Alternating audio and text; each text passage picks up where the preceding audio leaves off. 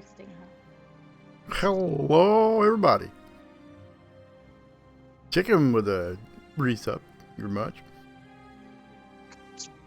So, guys, another Wednesday has rolled around. We did take a break last week, but we are back with episode 27 of our Curse of Strahd campaign. Welcome, everybody. Welcome, players. We had last week, obviously, we had no Curse of Strahd, but over on Yanti's channel, we had two D&D nights with the I Spy Peak campaign and the mini campaign, Sanctum mini campaign. Both are going extremely well. Everyone's having a lot of fun, including the viewers. It's been a lot of fun actually sitting back and playing for a change. So back to the DM's chair tonight, though, for me. Whew. So, update on the Vampire Masquerade. We have started on our character creation for our main players. We will need some other bit players at some point. I'll basically be calling out the Discord for anyone that is interested. Join my Discord, hit me up in a DM, let me know if you are interested in possibly playing a bit role, a one-time role, or even a reoccurring role. Magic, I do need to touch base with you at some point. I've got a couple of ideas, which I've got to discuss with the storyteller about one particular idea, how he feels about that, but I've got one idea that I think will really work for you, and it would be a reoccurring bit role on and off. So once I've talked to Baz about that, I will hit you up at some stage, sir, and we will discuss the details. So thus far, main characters or main players will be myself, Mr. Sadiq, Yanti, Trashman, and Mr. Grimm so far. So that gives 5 main characters. We're going to have a guest spot on the overlay, so we'll have a place for a 6th guest appearance. Not all of those players are going to need to be on camera all of the time because of the format that Vampire Masquerade runs. So we will have opportunities to bring multiple other people in for bit parts, whether it's human NPCs, kindred NPCs, and such. So when keeping an ear out in the Discord, and obviously we'll ask for extras for during the campaign as well. If we know we've got something coming up, I will ask in the campaign at some point. Hey guys, we're looking for X amount of people to play a few roles. Hit me up in a DM and we'll hopefully get some people, which takes the role off, takes a bit of pressure off the storyteller, who doesn't have to come up with all these NPCs and play them all. So we'll certainly help things along. That was my favorite part. There'll be plenty for you to play. I guarantee you that. But yes, so without any further ado, I believe we shall get back to our Curse of Strahd. Players, don't forget, if you want to hear the audio that we have prepared for the game, join the Roll20. I think we've got 2 or 3 in there at the moment. But otherwise, we are ready to go. So, a recap from the previous game. So, episode 26, last we left off, you had all left Vallaki, heading towards the winery after agreeing to aid Erwin Martikov, the owner of the Blue Water Inn, into finding out why he has not received a delivery of wine in some weeks. He is unsure as to what has happened and has asked you to visit the winery to find out. Along the way, you deal with a few cultists in the road leaving Vallaki. They're dealt with relatively swiftly, and for the first time, Emilia joins in a more aggressive format than she formerly has. Seemingly the incident leading up to that event has sparked her to become more involved. Heading off again, you eventually come to a split in the road. One track leads you further north towards a small lake and what seems to be a tower of sorts. After a little bit of discussion, it's decided to go check out the tower. When you reach this tower, there's a small sort of dirt eddy leading out to this tower, which is actually in in the lake itself. A small wagon is there. It's discovered that this wagon is emanating some form of magical essence. Actually, prior to that, I've skipped a part. Jeez, I'm reading over my notes too quickly. Along that road, before you reach the tower, however, you are attacked by several interesting looking creatures, hunched over, elongated arms and legs, empty eye sockets, and as they attempt to herd you and surround you, you manage to fight your way through and destroy them all. Karnos naming them Crombies, as he is wont to do, believing he's the first one to ever kill one. Once you manage to defeat them and you continue your journey, you find the split in the road which leads towards the tower. Once there, you find the locked wagon. Emanates a magic aura of a conjuration nature. The door to the tower has an elaborate carved disc on it, and the name Kazan is carved into the frame above. The tower itself is in disrepair and stands about 3 or 4 stories tall. The song of wolves is still heard in the distance as you investigate and discuss a way to open this door. Your first attempt to open it led to a crackling surge of electrical energy, which is released from the tower and damages a few of you reasonably severely. The second attempt, with Emilia imitating the stick figures using Adok's bear, Mr. Sticks, ends in the same result as a static charge is released once more and obliterating the small bear. After some more discussions, the third attempt, with Emilia in control once again, this time using a human effigy. This time the static charge builds within the tower, and then suddenly the tower explodes, sending large chunks of stone and shrapnel of wood and steel in all directions. As you were peppered with this shrapnel, Adok, Zadriel, and Karnos peppered with debris.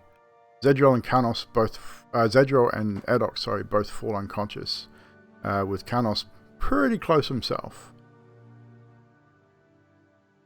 Surveying the situation, Fibbulsib revives his friends, and as you all sort of sit and lay there on the ground, pondering what has just happened, from behind you hear a soft laughter and a slow clap. As you turn to see where this noise is coming from, you see Strahd standing there with a arrogant grin across his face, slowly clapping and seemingly unimpressed by your actions. In an instant, the mist forms around him and dissipates, and he is gone once again. And at that moment you hear the song of wolves rise in the woods close by once again, this time much, much louder. And this is where we rejoin our heroes as you collect yourselves, as the day is drawing to a close and the sun is starting to set.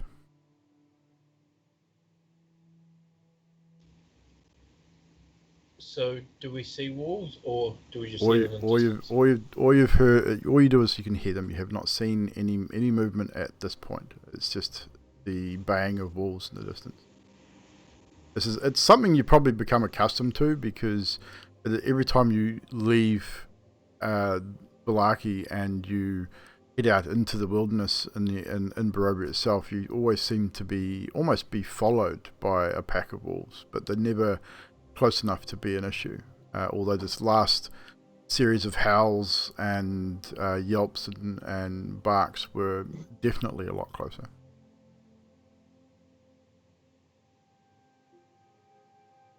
Oh, well, it's getting on to nightfall. We are not looking too pretty, and Karnos looking around the group, and he's like, maybe we can use some of this rubble to build like some sort of defense area where we can bottleneck anything that tries to attack us in our sleep for those who watch. Is that wagon still standing, or is that gone? No, the wagon is still there. The wagon was down across the eddy back on the shore of the lake. Okay.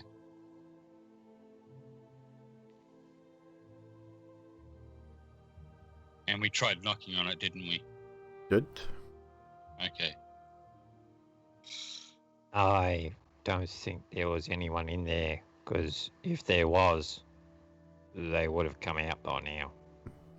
You know, You can make a perception check to have. You can make a perception check to have a look around and see if you can see anybody. yeah, why the fuck not? While he's doing that, Karnos is already stacking broken rubble to try and make some sort of at least wall sort of area that they can sleep, but it's congested for the enemy. Okay. 22 on perception. 22. Fibbles have got a 5. Yeah, you can't see Those anything, guys Fibble. go- 22. As you look around Skathis, you don't see anybody, like any humanoid figures around. You see a couple of ravens sort of flying overhead, but nothing more. Doesn't seem that this explosion has attracted any more unwanted attention apart from Strahd at this point. And with that, I go over, start helping Karnos get some defenses up. So there's no need to roll anything for this. I mean, there's larger portions of rubble. The tower itself has collapsed in on itself, so it would take you a long time to move that type of rubble out of the base of this tower to form some form of shelter there. But you're able to sort of move enough of the smaller stuff you could potentially build a small makeshift sort of lean-to with the debris that's lying around. It will, however, take you probably a couple of hours to build something that would be relatively serviceable, big enough for the 6 of you. And that's if you all helped. If it was just 2 of you, it'd probably take closer to 3 to 4 hours. Amelia, when I lift this brick, if you can use your mold earth and just sort of mortar it together and so forth and so on, do you think that will be helpful? I can prop it up, but if I use the earth as a connection, it'll disappear after an hour. Oh, that doesn't seem like a good idea, does it? No. Never mind. Keep stacking, Skathis. Keep stacking. Can I use mold earth to like flip stuff over, like as like a lever? Yeah, well, because you can raise the level of the earth up to 5 feet. So I would imagine you'd be able to use that to possibly move some of the smaller stuff. The larger stones would be way too heavy for the spell. Because Emily will do that to help move stuff that's obviously heavier than what people. I'd say, yeah, I'd allow it. I mean, obviously you know that the spell's not a huge spell. It's not going to lift several like tens of pounds, but it'll move stuff that may be too heavy to lift by hand. I would suggest a makeshift trench around as well, if there's enough dirt around, I guess. I can dig that out. Are we turning this into a house? We're just staying here tonight. Staying here tonight, but do you really want to go and face those wolves? Yeah, Mr. Stubb, we need all the advantage we can get. And from a military standpoint, having some sort of barricade and even the trench to slow incoming attacks down, and so they can't get us from the rear, I definitely think would help. Yeah, I understand what you're getting at, but if we're up all night doing this shit and not sleeping, what's the fucking point? We might as well just walk back to town. Feeble, go to sleep if you want to go to sleep. For God's It will only sakes. take a couple of hours. Yeah, I mean, a couple of You- hours for Looking at Zadriel's shield, Fibblesteb, because you were the one that designed it and built it, you would know that you'd probably got 2 to 3 hours of sunlight left before you're in pitch black. So you do have time to build something if that's what you really wanted to do. Okay. So you've got a couple of hours of sunlight left. How about we speed this up a little bit? Adok, your cannon, your force one, do you think that could blow some of this shite out of the way? Uh, yeah, I do. Right. So specifically, what are you trying to blow away? Like rubble from inside the tower to outside of the tower? Blow the rubble from, like, push the rubble back so that Okay, it cool. actually opens up an area that we can then, like, clean up a little bit. And then maybe if there's, I'm assuming there's probably pillars and stuff that are from within the house, you know, sharpen the edges and stick them in the ground to make a palisade. There's around the definitely front. lots of broken wood around that you could, yeah. There's lots of stuff around you could use, 100%. Because I mean, this tower was nearly 4 stories tall, and it is the whole center of the tower exploded outwards. So you've got stone, you've got wood, you've got bits of metal. There's all sorts of stuff lying around at the moment. Yeah, see, I think that's a better idea than working our guts out all night just to sleep.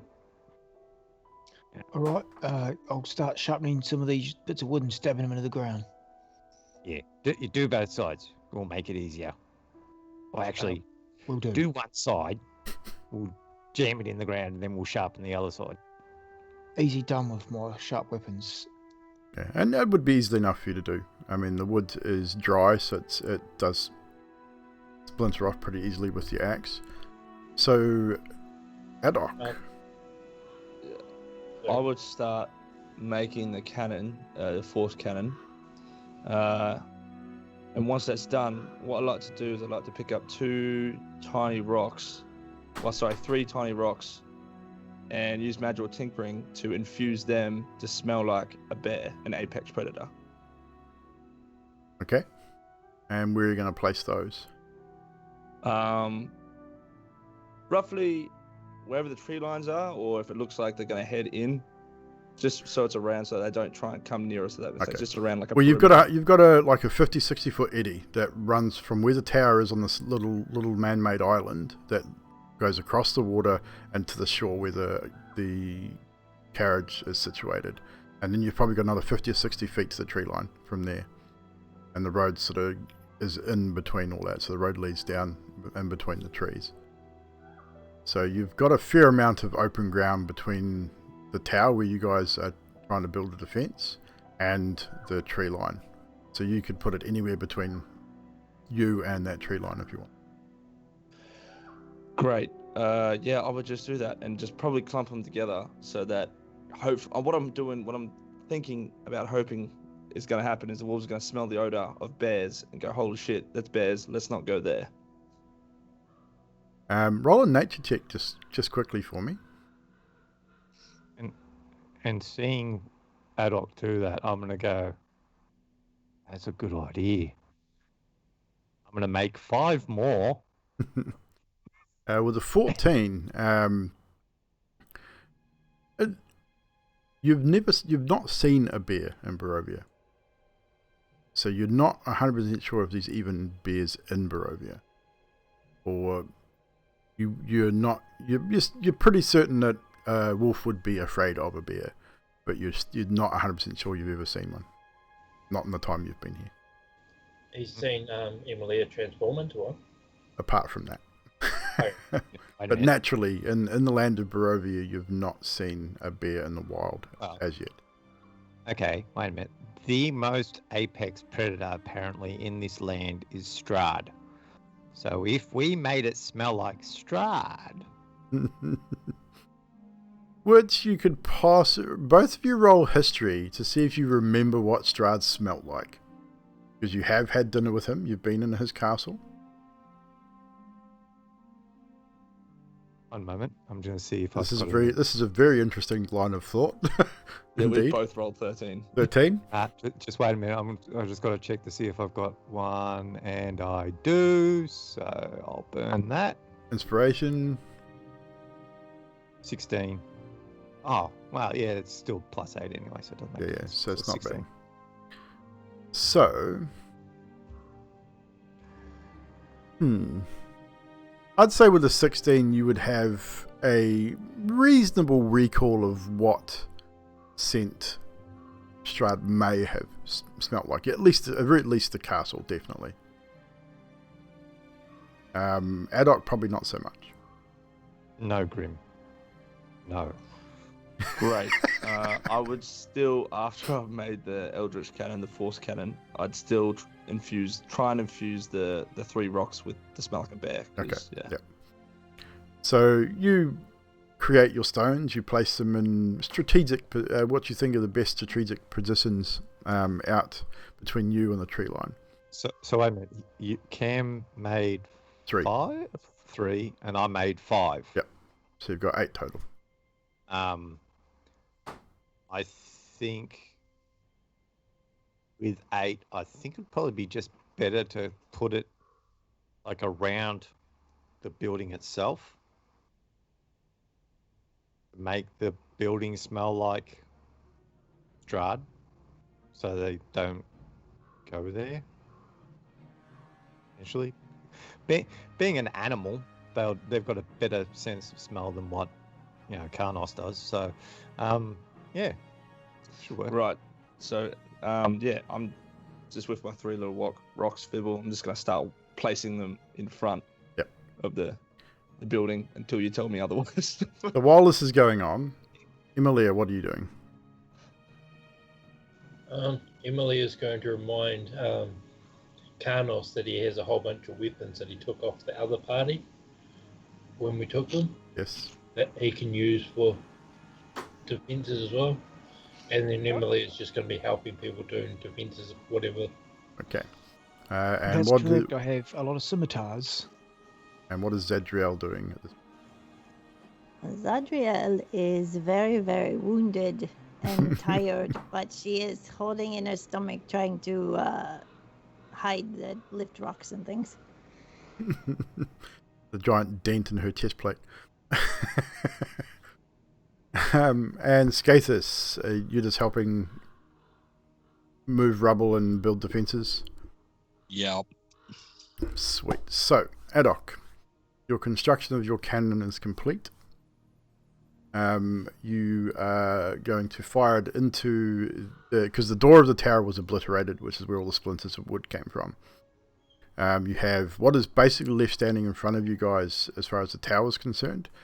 You've got a tower that's collapsed in on itself, so you've got the remnants of the roof sitting on top of a whole pile of rubble. Partial doorway, so some of the doorway has survived.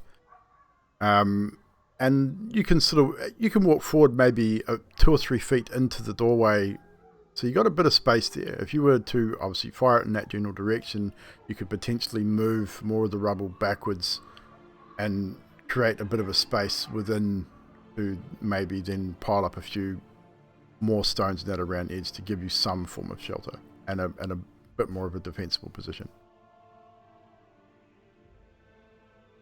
Fantastic. I line the cannon up and I fire.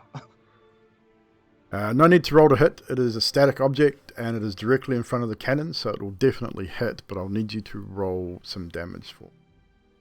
You'll probably need to fire it a few times, but get you to roll damage on the first.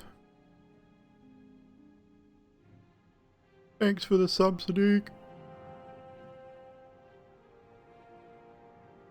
So I got 9 damage on the first. 9 damage to the first. The cannon fires, reports relatively loudly as the force energy surges forward, striking the stones, and you hear that that sort of shattering of small stones and dust, and that gets sent in all directions. And as the dust slowly settles, you've made some sort of progress there. It looks like it's definitely working somewhat how you'd hoped. Fire it again. Roll some damage for me again, please. 10 damage. 10 damage. Once again, shower of small stones and dust as the cannon reports loudly. And you can see that you're definitely making progress. Look, judging by the progress you're making, if you were to angle it a couple of times to maybe create a bit more space, 4 or 5 more shots would definitely do the trick and create enough of a space for the 6 of you to... It'd still be a tight fit, but it'd be enough space for you there to get some shelter would have to maybe build some form of an overhang in case it rained. It isn't raining yet. It's just very misty as it always is here, and overcast. But after, say, maybe half an hour of firing again into this structure, you've created a space big enough for the 6 of you to bed down for the night. Fantastic. After it's done, I would just run straight in and start by trying to clear some space, trying to find somewhere to hide, covering myself in dirt maybe. I don't know. Oh, that is actually one thing I say. I tell everyone else as I'm covering myself in dirt. You see adult just dart in, start covering himself in dirt and rubble. And I'll just be like, you lot need to mask your smell. If we're going to use this and use the other pebbles and the stones that smell like other stuff, yeah? Fibblestib and I have made these stones smell like Strahd and bears, so we need to cover our own smell. So just rub dirt all over yourselves. So I look at Adok and go. Skater starts sniffing his own armpits. Can Emilia make one of those dirt shower things that she did last time? That might make stuff go a bit faster. Dirt shower thing? You did it to Adok the other week. Oh yes, you showered him in dirt. Okay, yeah, sort of do that. Find a patch of dirt, probably outside it, and just basically fluff it up into the air, sort of like a sandstorm, sort of a. Yeah, I'll allow it. In a 5-foot circle. For all those that wish to cover themselves in dirt to mask your scent, you have a dust cloud to walk through. I actually suggest that Karnos does it the most because he smells like sweat and beer. It's pretty strong stuff. Smelling like sweat and beer is the least of our worries, I think, but I actually like the smell of beer and sweat. It smells like hard work and heroism. Yes, and it also smells like something tasty for a wolf. Carlos will take the dirt shower, but he also sort of rubs his fingers in the muck and does the old 2 lines on his cheek. And he goes, if no one objects, I shall take first watch. I do not object. And I will ritually cast alarm on the entranceway and put it against everybody except me. Okay, no problem. So, Fibblestib sits down, gathers his components or his composure, and spends 10 minutes muttering to himself, tracing sigils in the air, and ritually casts alarm.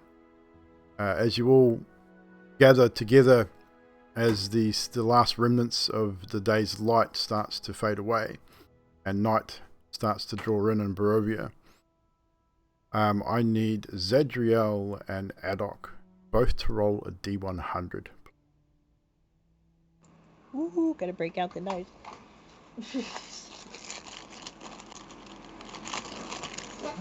Should we be scared now? Quite possibly. So Adok with a 79. Also, I don't know what everyone's doing, but if we've all piled into that center that Adok's blown up, the entranceway where he's created with the force ballista? Yep. I would like to place it, if I could, in front of everyone, so it's facing out. So it's facing out, no problem. Yeah. I wanted to start a fire if I could have done that during the time. Yeah, you can definitely start a fire as well. Adok with a 79. The rest of you roll a perception check, all except Adok at this point. Let's see how many people notice this. If anyone. 17. Karnos with a natural 1.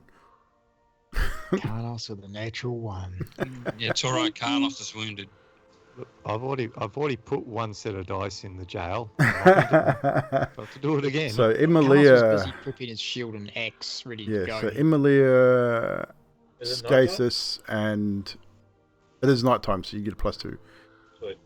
So Emilia, Scathus, and Zadriel, you would notice that one of Adok's eyes, instead of being its normal goblin yellow eyes, one of his eyes is looking very, very reptilian. Still yellow, but instead of having the iris in the center, it now has a very reptilian shape to it. Adok, as the darkness draws in, you have dark vision at the 60 feet, yes?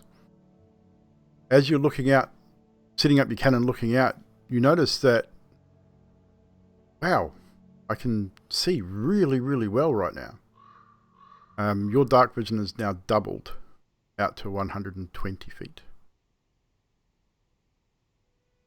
And once a day, you will now be able to cast Detect Magic freely without a spell slot.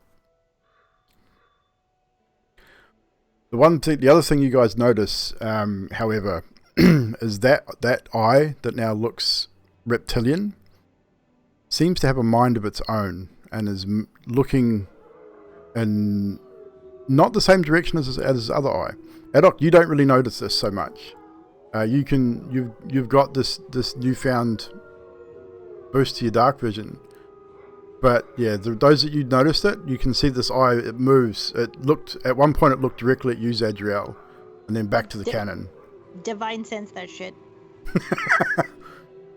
As my dark vision's getting better, I'm just gonna turn to everyone else and go, "Oh, wow!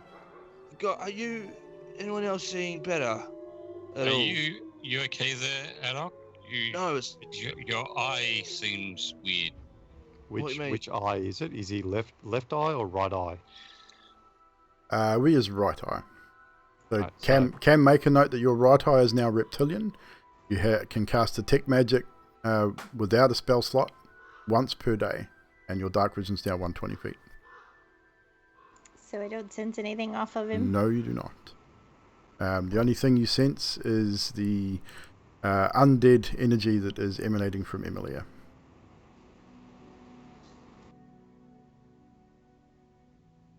Now, what did you get, Sergio? You got a 87. Crap. Oh, this is an interesting one. Not the face, not the face.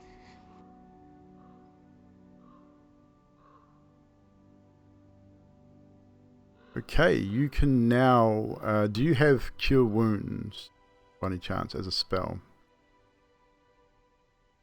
Yes. And Lesser Restoration? Yes. Cool.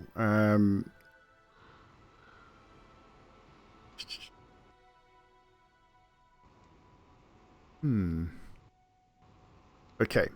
I can't give you all this information, but I will take note of this. But I can tell you that your Lesser Restoration and your Cure Wounds spell now can be cast again once per day without expending a spell slot or using components.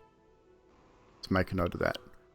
There is some additions to this that I can't tell you yet, but there is some additional additions to this particular thing as well. And I just need to make a quick note of that before we carry on, so I remember for myself. Emilia. As we have now, what day are we? We're now into the evening. Obviously you feel stronger, faster, because of your affliction. However, when the next dawn comes, your daytime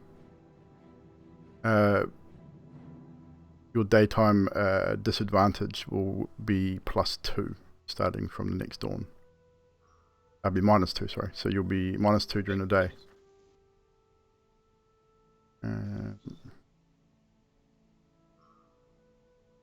Give me 1 second, guys. Lesser Restoration and wounds.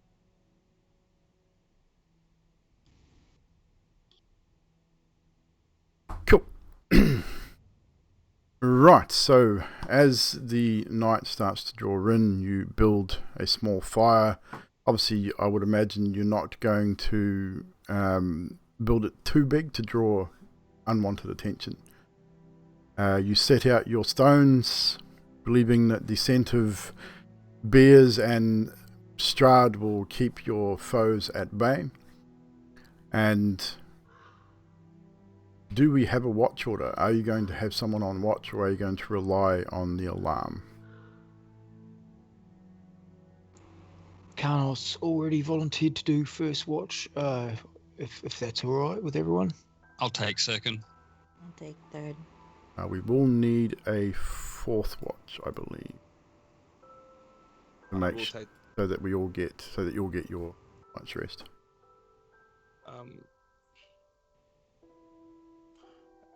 I'll do the last watch. I'm actually might, as Adok's sitting there blinking and his dark vision's increased, he might say, I don't know about you all, but I can see super clear. So, like, maybe if it's darkest, I should like take that watch, whatever that position is. That would be the final watch during the wee small hours of the morning. Right, I'll go last. I'll be up with him. Okay, so Fibble and Adok on final watch, no problem. So, as you all attempt to bed down in this small space, it is a little uncomfortable, but it's serviceable. It doesn't appear that it's going to rain tonight. It looks like it's just going to be a overcast evening. The thick fog starts to form around the shores of this small lake, and as sleep takes most of you, Karnos, you are sitting up, small fire in the center of the space, keeping you guys warm as the temperature does drop quite dramatically. As you sit there, I need you to roll me a D20, please. I can do that. While Carlos sits there, he's got his shield and his axe at the ready. Yep. And he takes a sip from one of his side bottles and he goes, one for me. And takes the other side bottle and he goes, another one for me. And he stops at 2 sips. And he will roll, what was it? A D20, please. D20.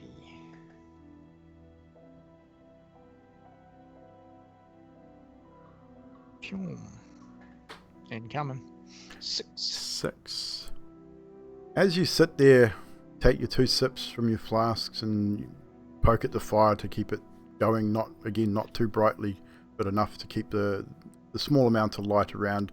As you know, being a human, you don't have the gift of the same dark vision that the others have. So you keep the fire light enough so you can sort of see beyond the inside of this tower, or the remnants of this tower.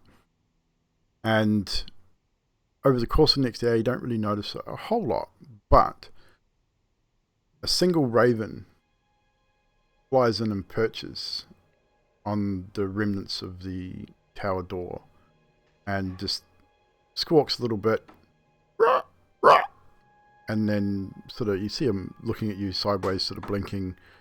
Stays there for about 25 minutes or half an hour or so, and then flies off in the direction of Falaki.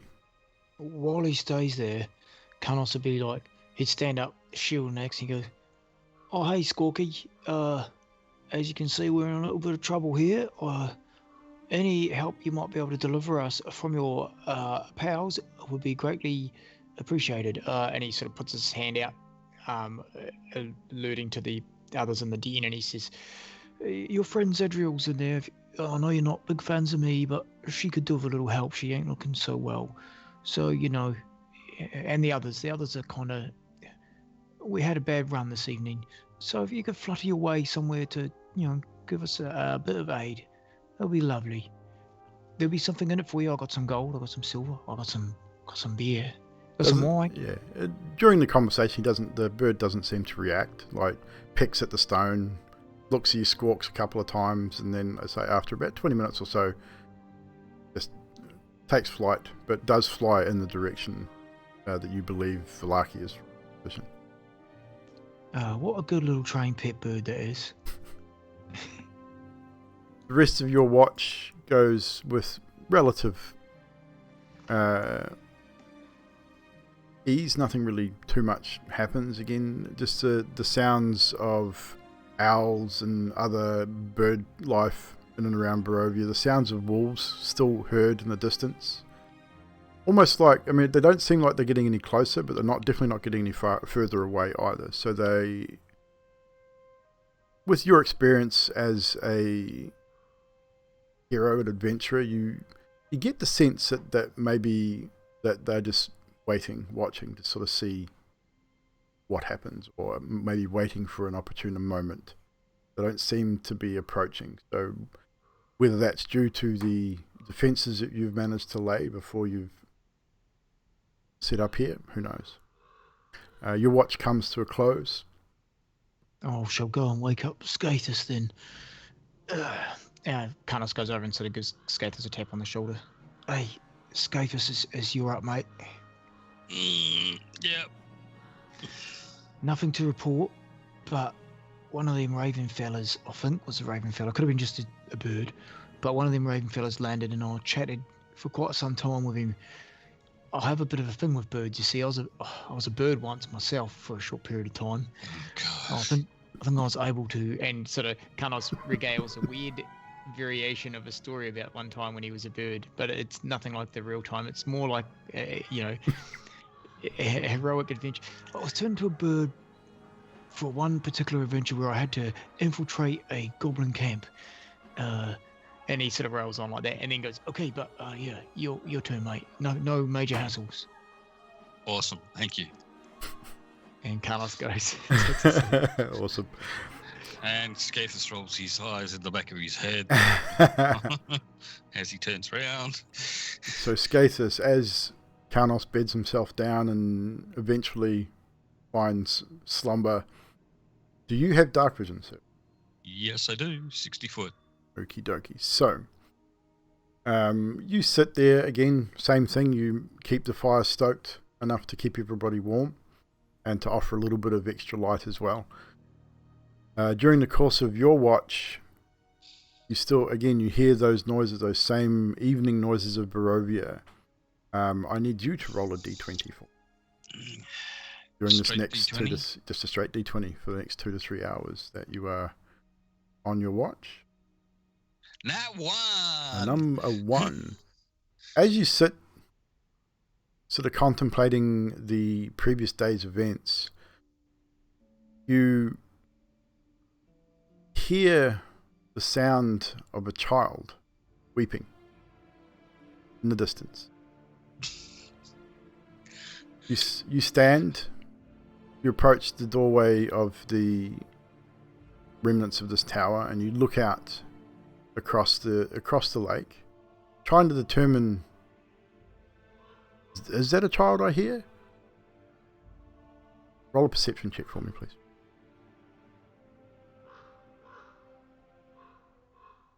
18. 18. With an 18, you strain your eyes looking into the darkness.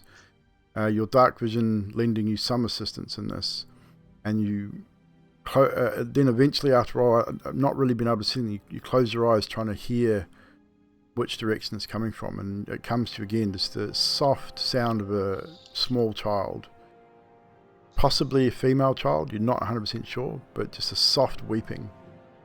It's definitely coming from this across the lake, maybe down towards where the carriage is situated. What do you do? Ooh. Who was next for the watch? I believe it was Zadriel that had volunteered for taking third watch. Then in that case, I will wake Zadriel up. So Skathis wanders over to where you're steps over to where you're sleeping, Zadriel, and nudges you awake. Is it time already? Not quite, but I'm hearing some strange, like a child weeping Where? out in the distance. I was going to go check it out if you could watch the camp. By yourself? I don't want to wake the rest because they're all injured and hurt. And so are you.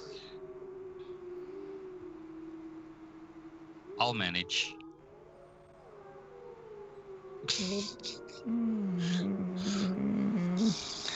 Maybe Or- we should wake someone else too.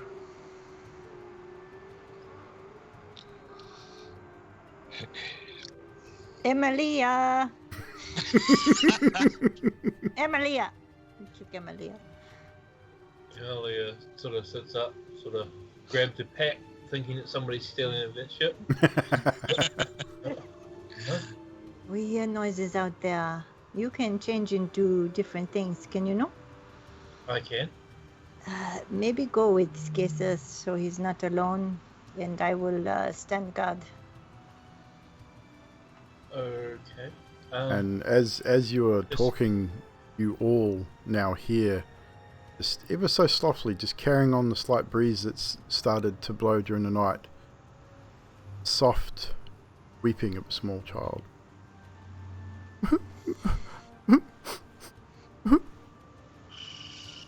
Is it very far away? Can I call It's to it? hard to tell the distance. It seems to be carrying on the breeze a little bit. Someone. Fibbles to set up an alarm. Will that go off if we leave? Feeble Steve. It will. Feeble Steve. And I kick Adok. I need your eyeball. Come on, wake up. Is this audible to the sleeping party as well? I'd say by now everyone, because you've only just sort everyone. of drifted off, so you would still be not quite in deep sleep. So I'd now say that your entire party is now awake. Can't I It sort is of be like, probably 10:30, 11 o'clock at night by this stage, roughly. It's the moon is not. You can see the moon through the clouds. It's not at its apex. can't I sort of be like, oh, no, it's all right, Mama. I'll save you. I will be the hero. You. What? What's going on? I am not your mother. And do you hear that, baby? Quiet, listen. You hear? And as you all now strain to listen, 5 minutes, you don't hear anything. 10 minutes, nothing.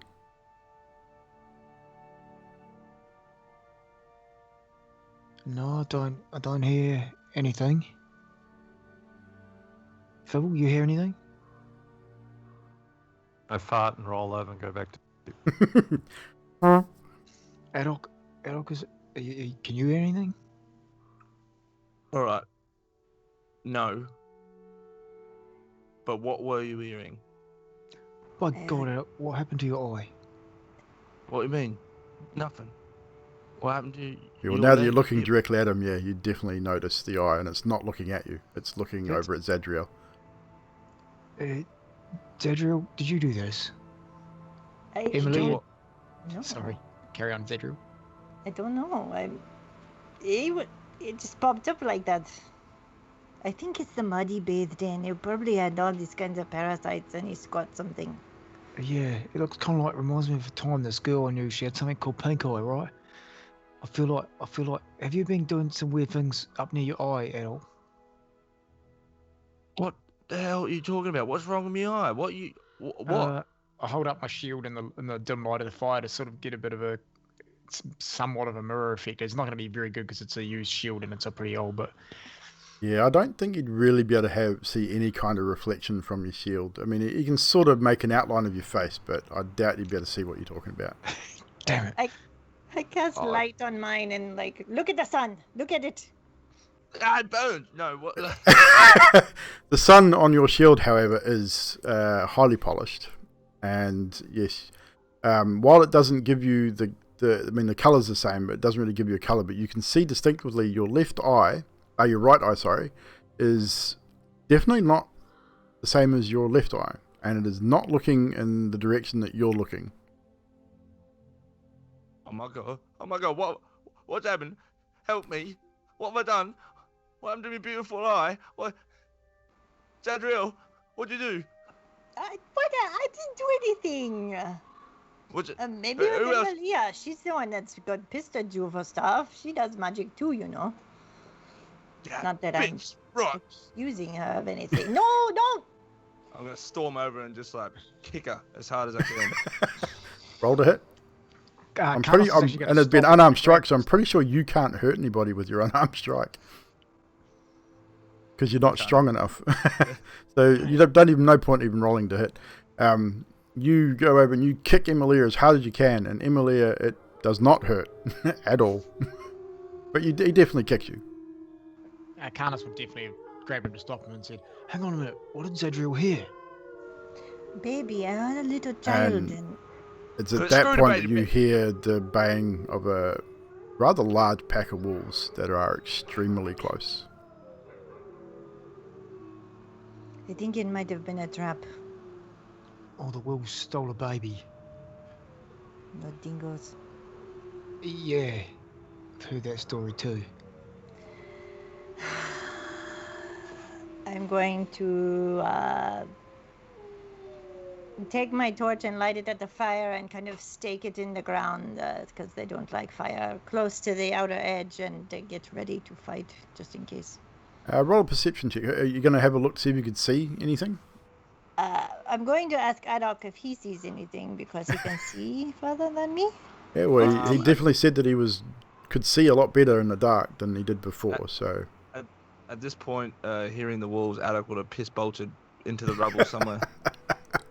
as you look around, roll stealth and see if you manage to find a place to hide, because he would be small enough places in amongst this rubble for the smaller folk to potentially hide.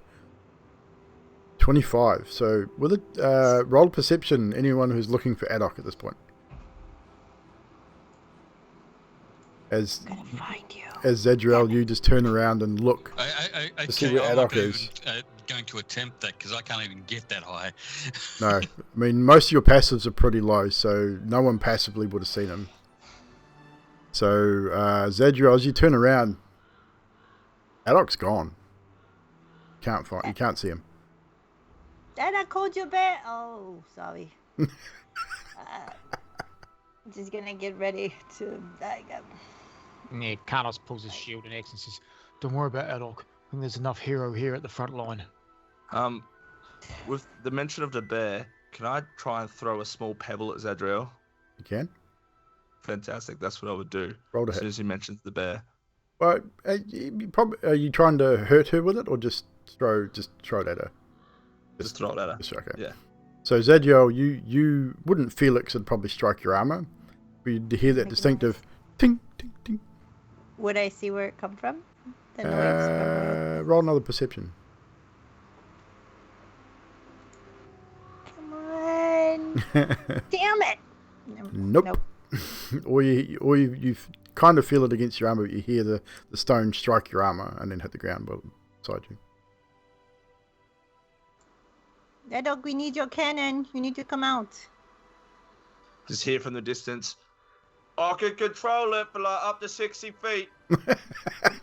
You need to come. I need your eyeball. Come out with that thing. so I can Considering the see. proximity of whatever the tower and his rubble, Zadriel, you would get a definite direction of where the voice came from, and he's definitely behind you in the rubble somewhere.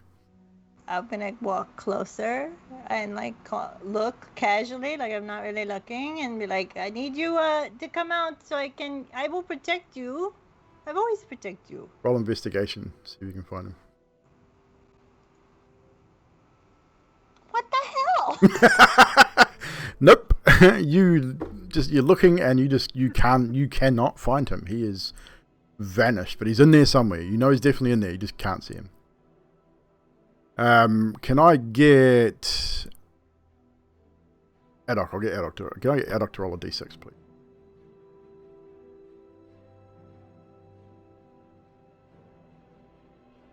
Four. With a 4. The baying of wolves comes again, and now it seems it's coming from multiple directions, not from just the southwest where you originally heard it. It now seems more spread out, and spread out on both sides of the road that you came in on. So it feels like it's coming from the southeast and from the southwest, some of it from the northwest. It seems now to be a chorus from multiple directions. As the bang tapers off, once again, whoever's sort of standing closest to the doorway would hear that soft sort of weeping again coming from the direction of the road.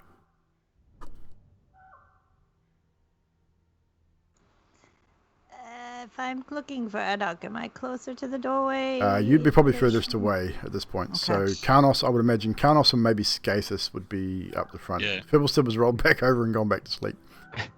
Scapus, you hear that this time, right? I didn't hear it before, but I hear it now.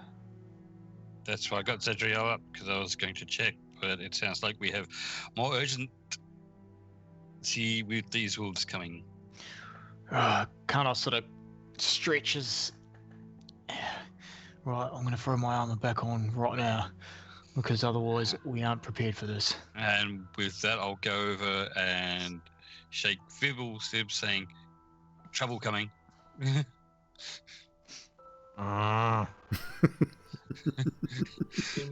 Emily will move to the door and Get up and start putting Okay. on my armor again as well. So you would all have to put on your armor, obviously, because you can't sleep in it, otherwise you get exhaustion. So for argument's sake, during the course of the conversation and everything, you would have been armoring up, preparing for whatever is about to occur. So as you guys prepare yourselves, you armor up. The sound of the wolves comes 2 or 3 more times. Doesn't seem to be getting closer, but it's definitely close enough to be a concern. And over the next 20 or 30 minutes, no movement can be seen from outside of the tower. Nothing in the tree line or anything like that. Once or twice during that 30-minute period, you all hear that soft weeping coming from... Generally, now, you've heard it multiple times, it seems to be coming from around the carriage, where the carriage is parked, which is approximately just over 100 feet from your current position.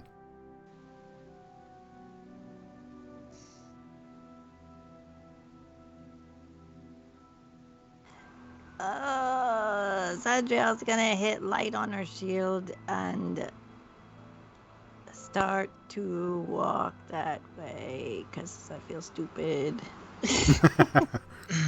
Don't go alone. Scapus, I'll keep an eye here. Do you want to go with her? Yeah, I'll go. Emilia, do you want to keep up front by me in case we need your bear form again? Okay. Fibble and Adok, have you got your cannons at the ready? Bibble's cannon is in So- the doorway, pointing in that direction already. It's not Skaith, a cannon, not it's Fibble. a rifle. The other one, Adok's cannon. But I dare say Fibble's hand cannon, or shoulder cannon, is probably ready as well. Yep. We've got Charlotte out and set up a nice little brace.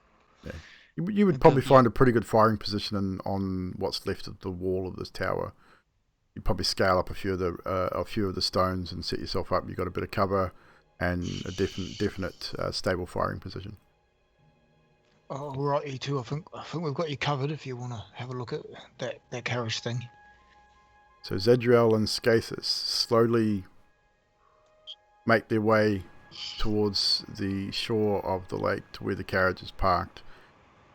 About halfway across the eddy, which is about 100 feet, you get about 50 feet down, and again that baying of wolves comes in a chorus, and again it's loud, it's close, and it's coming from all directions. The mist, the fog tonight is very, very thick through the trees, making it very, very difficult to see anything.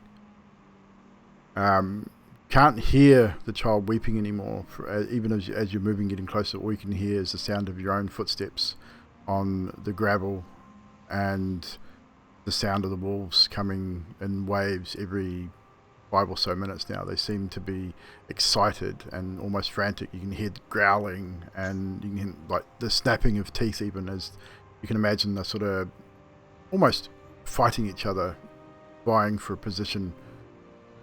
You edge closer and closer to the carriage. Eventually the form of the carriage comes into view, as you both have dark vision. So the outline of this carriage starts to come into view as you creep closer, and it starts to loom out of the fog. once again, you hear that soft weeping of a child, but it doesn't seem any closer than what it was when you were at the tower. Almost seems like it's the same distance. Use that free action to do cure wounds on. How's Gaithus look to me? Does he look good to me, or wounded, or? Roll a perception check.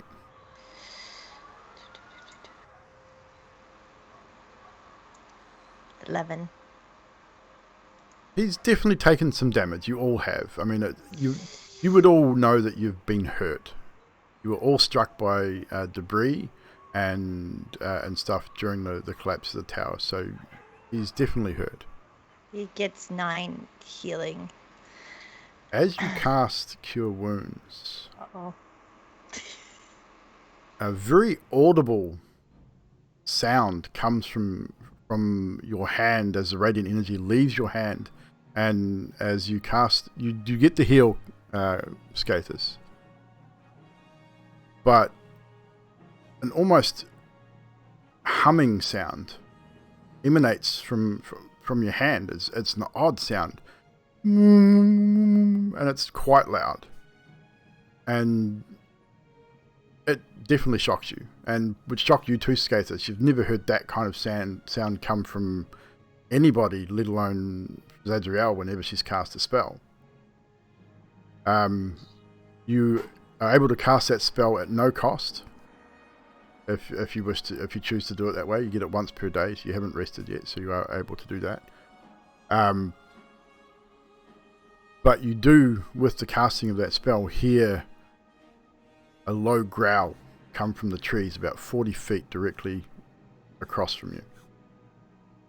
And as you guys glance over, you see several pairs of eyes glistening in the moonlight. I turn to Zadriel. Run! I'm gonna hit Radiant Soul, since it's kind of too far to run back, isn't it? It's about 100 feet, you said? About 100 feet back to the tower, yes. I'm gonna cast Radiant Soul and grab Skathis and jump on the top of, fly to the top of the wagon. So as you cast a spell, it makes a sound, the growling and all these several pairs of eyes start sort of appearing in the tree line. Skathis, Zadriel just reaches out and grabs you by the scruff of the neck. Whoa, what the fuck? I'll need you to make a strength check, please, Zadriel, because Skathis is a medium creature. But as she grabs you, these brilliant, radiant wings sprout out from behind her, and as they just start to flap, and she attempts to lift you off the ground. 15. It's a bit of a struggle, but you manage it. Yeah. You have to sort of grab him with your other hand to get enough grip on him to be able to lift off, but you manage to lift it sort of 12 or so feet to the top of this carriage. So you are now standing on the top of this carriage. As you land on the top of the carriage, you do hear from inside the carriage the clinking of glass. As you physically land on it and it shakes a little, you can hear clink, clink, clink, clink, clink, clink from inside. How audible was that for the rest of the team 100 feet away?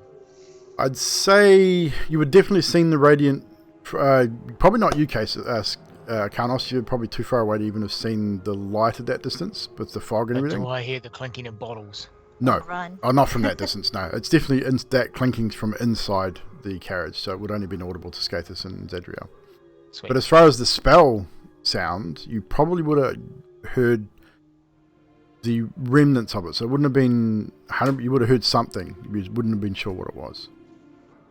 Just a strange sort of low hum, almost, you would have heard from that distance. Would I see the radiance? I'd say you would have seen the wings. Everyone would have seen her bamf the wings. They would have emanated a radiant sort of light as she bamfed them out. And from that distance, probably the only person that probably would not have seen it clearly would have been Karnos. All those with dark vision, specifically Adok, if you had line of sight from your hiding position of the door, you probably would have seen it. So we'll switch back over to the group at the tower at this point. Bibble, you would have seen what transpired from your position. With your dark vision, even though it's only out to 60 feet, the wings would have been quite visible, and you would have seen that she is all of a sudden gone from ground to the top of the carriage, or gone to some height. You probably can't quite see the carriage from where you are, but she's definitely taken flight for some reason. That's not good. For some reason. But do you relay that to the rest of the group? Yeah. I say, that's not good. Why is she doing that? All I say. I don't see anything. What? Doing what? Why is she doing what, Fibble? That's not for me to say. That's her secret. But she's doing something that she doesn't normally do. Prepare yourself, people. Do you want me to run down there and save her? No, because that would be you going by yourself and you can't see shite. That's why I ask. I make wrong decisions sometimes. That is why I ask. Yes. Yeah. How's this? They all know about the for wings that. too, by the way, Fibble. They've all seen them at this point. I don't care. Her secret, not mine. Fickle. So, I'll go with you if you want to go, Carlos.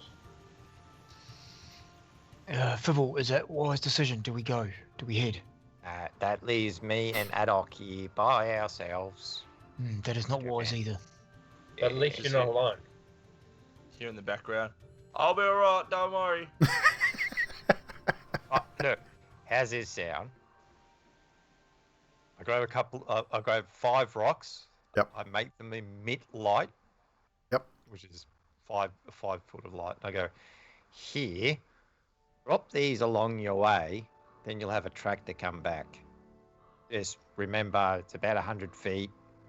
These only emit light for about 5 feet, so you need to drop them pretty far apart. You should be able to see them. Okay. I take the rocks. I say, Emilia, I know Adok is a cockbag, but please just take care of these two. Don't hold anything against them. And he starts walking. He sort of walks till he can't see, and he drops a rock, and he does that again. But I'm not running. I'm walking because I want to not make a mistake. Emily is going to grab a log out of the fire with basically flame on the end. Yep. And she's going to follow Carlos out. Pretty cool. So you've now got 20 feet of light as well. As Emilia and Carnos proceed. At what sort of speed? Are you running? Quick walk? Just a brisk walk. Carefully. I don't want to make a mistake. I don't want to fall over in the dark because I know my vision's crap. Yeah, you got a torch. Emily's got a torch. She's got a lit torch. Emily is going to use control flames on the torch. Yep. And double the brightness. Okay, so that'll take it out to 40 feet of bright light. So yeah, So when 40 we get feet, 40 feet of bright light, 40 feet of dim light. Sweet. When we get about halfway to the carriage, to a point where I can sort of see the outline of the carriage in the dark, I'm going to say, Zadriel and Scaphus, run back here now.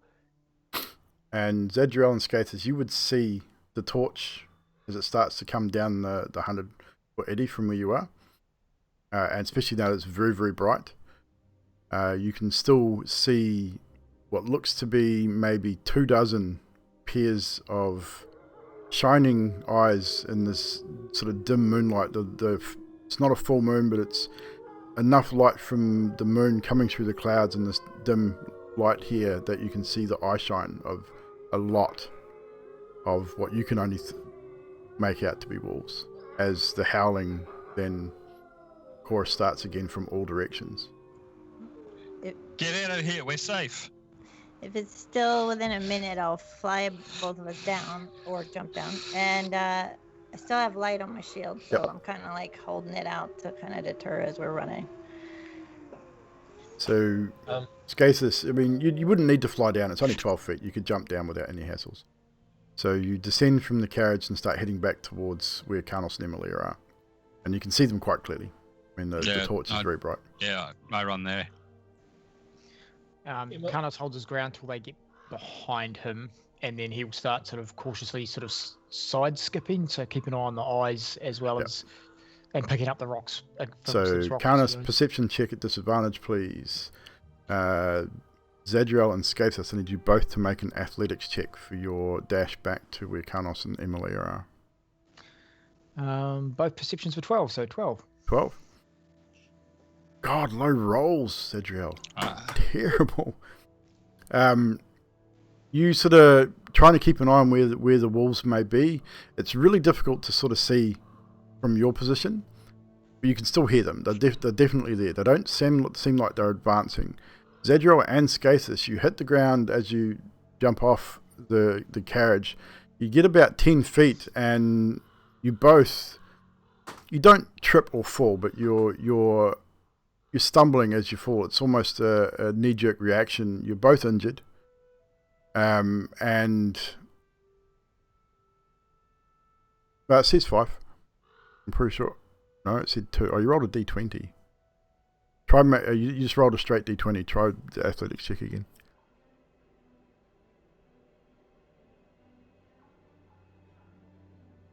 Do you not have a modifier to your athletics?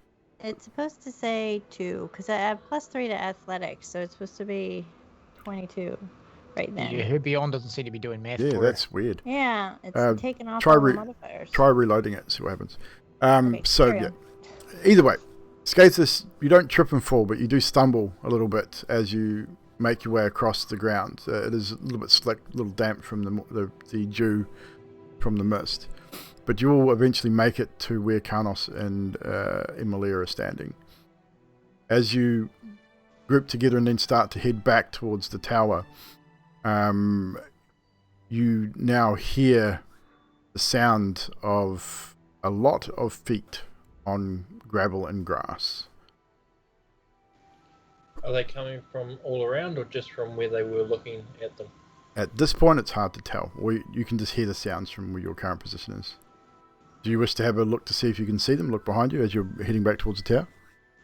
Yes. Roll perception.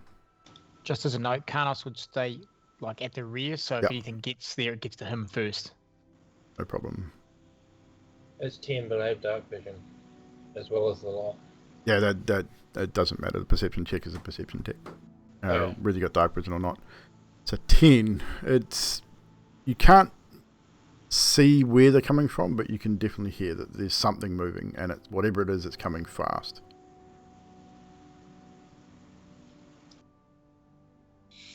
I turn around and tell Karnos, run! I am running as fast as I can, Skathis. I'm a little slower than you.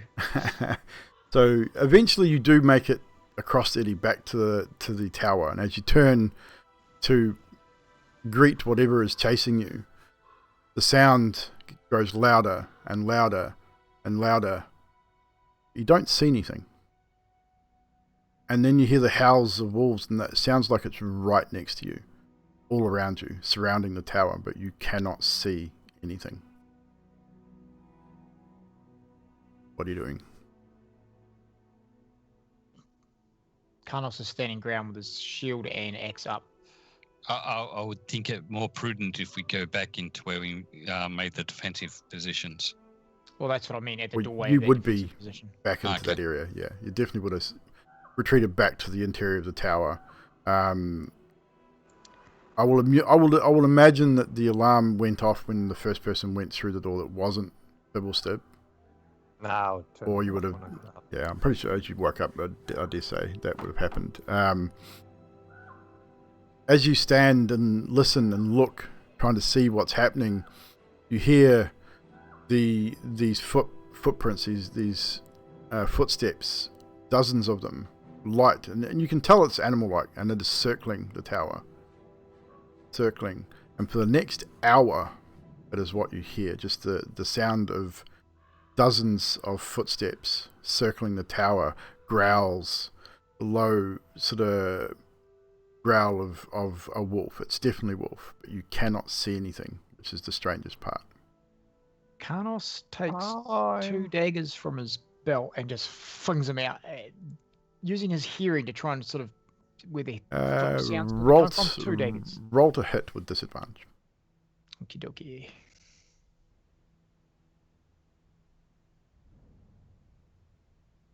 And while that's going on, I'm going to go, Adok, does this feel like a spell? So the first one was a net 20 and the second one was a 12. That's pretty real to me. I mean, I guess. And I just cast detect magic. Which you can do without Yeah, spending a spell use the slot free- once per day. Yeah. So, Karnos, you fire 2 daggers out into the darkness, just using whatever light is left from the torch, and you're not sure if you hit anything. You don't hear anything. You hear it. It sounds like it strikes dirt to you.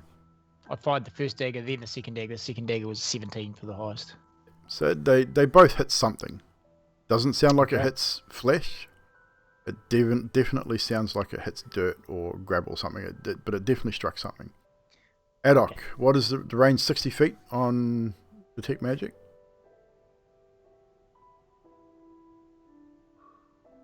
Actually, it's worse. It's 30 feet. You 30 centered feet? around myself for 10 minutes. But it's concentration. So 30 feet. Ooh. Yeah, you would reach the outside of the tower just. You get intermittent flashes of arcane energy. It's not continuous. It's every now and again. It's like almost like something's passing through your range of detect magic from your current position, as you were still hiding in the rubble. And it's just intermittent flashes every now and again, and it's definitely but it's not conjuration. It's definitely conjuration magic. You can definitely get a sense of that, but it's very, like I said, it's just flashes. Cool. Okay. I yell back to Fibblestib and I just go, well, it's definitely conjuration, but it's in and out. It's kind of weird. If you don't want to die, don't leave the castle. Well, if it's being conjured, come out here and dispel the bloody thing. Who do you think I am? I can't do that. I'm gonna go to the edge and cast Divine Sense and see if I could, in 60 feet, if I could see anything and go, come out, you coward. Your divine sense doesn't pick anything up within 60 feet. But you do not, and you still do not see anything. You can still hear it. It's very audible. The sounds are very loud. The sounds of the growling and snapping teeth, and the sound of footsteps on dirt and grass around the tower. The panting of wolves. It is very, very audible. Like it's right there, but there is nothing there.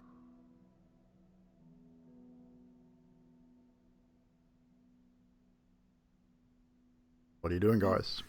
People, are you going to set up a trap again? I think this is a load of crap. Just go to bed. I'm going to literally cast alarm again.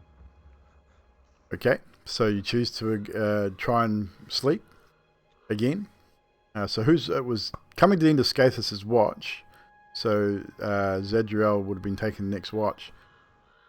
I need everyone to roll a wisdom save for me,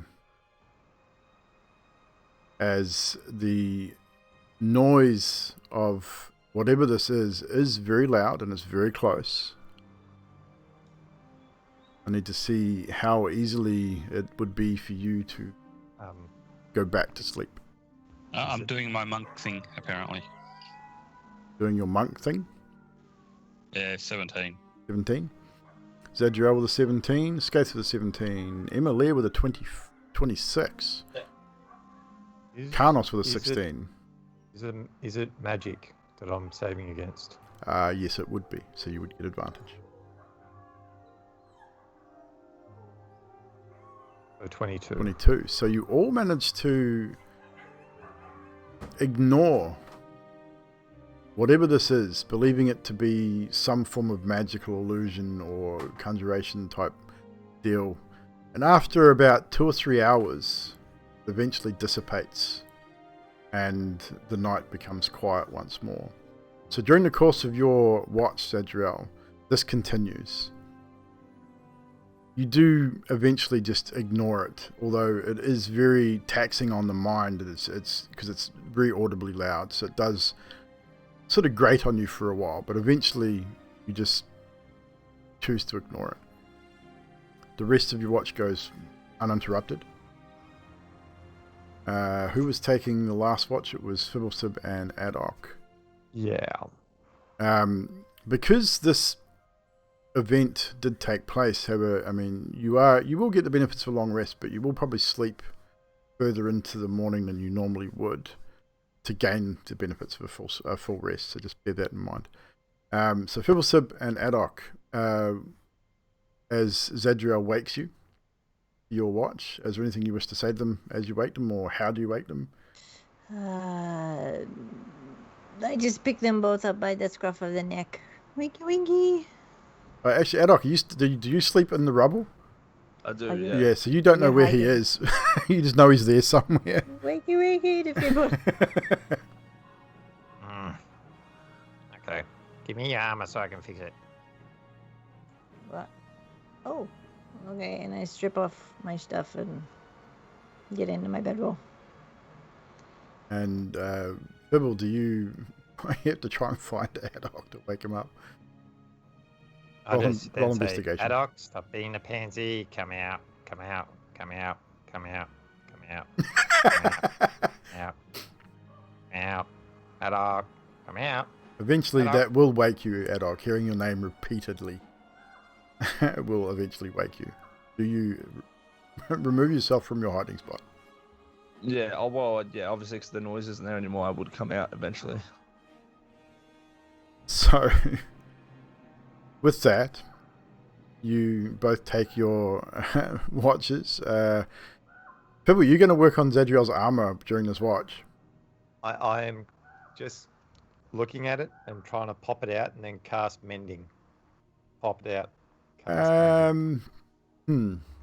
All those sleeping, make a perception check, please, to see if the sound of Fibblesib popping this plate steel armor, trying to get this dent out, wakes you, because you're not just going to be able to pop it out. I'm very tired. It's hammered steel, so Carnos and Emilia are very, very tired and do not wake up. What was yours, Zadriel? 20. 30. Actually, no, other way around. Zadriel, you're very tired. You managed to sleep through. Carnos and Emilia, however, are both woken by the sound of metal on metal as Fibble is trying to pop this dent out to a point where he can cast mending on this piece of armor. Fibble, what the flying dead chickens are you doing? Is your armor broken? I don't think so, no. Then shut up and go back to sleep. I can't, because, and I can see Emilia is awake now too. We cannot sleep with that Have a noise. can couple we? of drinks. Go back to sleep. I need to. We're kind of on duty, Mr. Stibb. I cannot drink too much more. Plus, I'm running low on supplies. And I pull out a little wooden hammer and I go, "You want me to use Mr. Sleepy on you?" Oh, is that a special magical tool you make? Yes, I bludgeon you to death. Oh, all right. Yeah, I know this ranger that tried to do it, and it didn't work out good for her. But I think I got a chance. You think with like your, 2-foot body size and your girly little bony arms, you'd be able to bludgeon me to death with that tiny little wooden hammer? It's really got to be the size of the thing that's hammering the hammer that it makes the difference, right? It's not the size of the tool; it's how you use it. Yeah. Yeah, I always thought of you as a bit of a tool. Nonetheless, I don't think that's going to help me sleep. Want me to try? Emilia uses mold earth and falls into basically her length of her body. Yep. A foot of dirt falls out from underneath her, flies up in the air and drops down on top of her, and she goes back to sleep. So effectively, she creates herself a hole, and then. Unfortunately for Emilia, that would not be possible inside this tower because it is a stone floor. Dang it!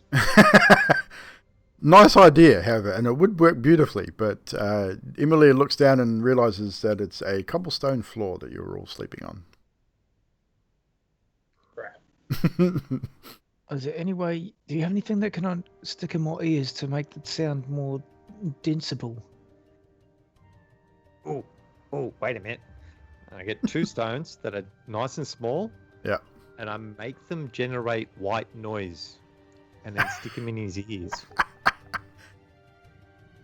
So all Kanos hears for the rest of the evening is...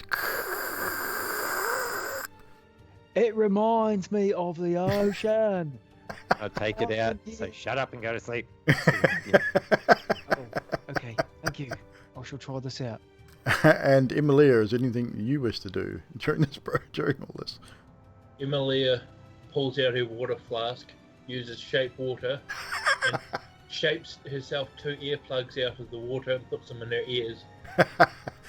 I got these. I'll last longer.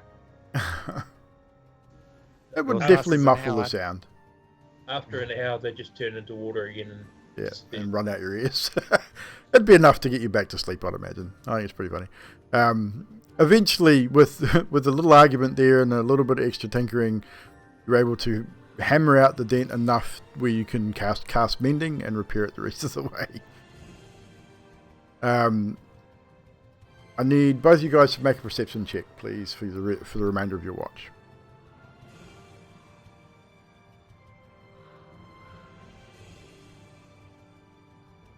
Got a natural 20 -1. That's fucking it. I'm rolling now. So, Philson with a 3 doesn't... You're too busy tinkering to worry about what's going on around the camp. That one. Shit rolls all day. And Adok with a 19, you look around. You're just looking, just trying to look for anything. Your new vision, amazing.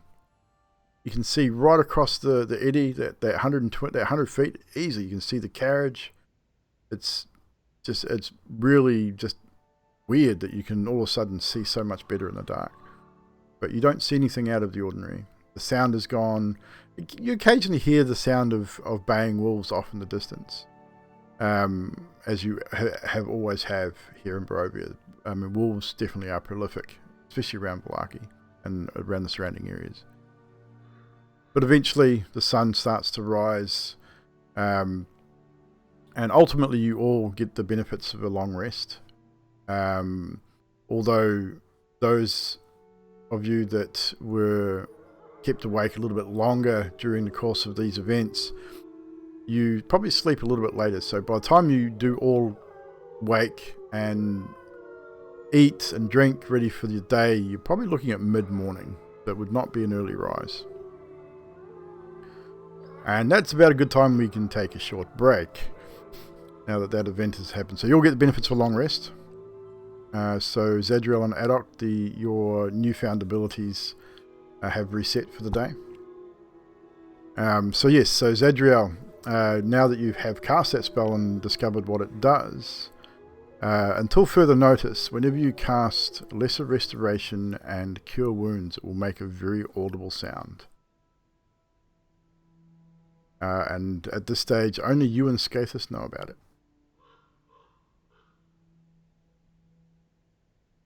Although you're probably not entirely sure what it is, or whether it was a one-off or a continual thing. So just bear that in mind. But we're going to take a short break, guys. Skathis wouldn't have a clue anyway. You would have heard it, though. Like, you would have definitely heard yeah, something. But whether you are aware of what it is, probably not. I don't know anything about magic, so I think that's normal. It could prompt a conversation as to what happened, though, and why it happened. Is more what I'm getting at. But we will be right back, ladies and germs. We're going to take a short break. Don't go anywhere. See you shortly.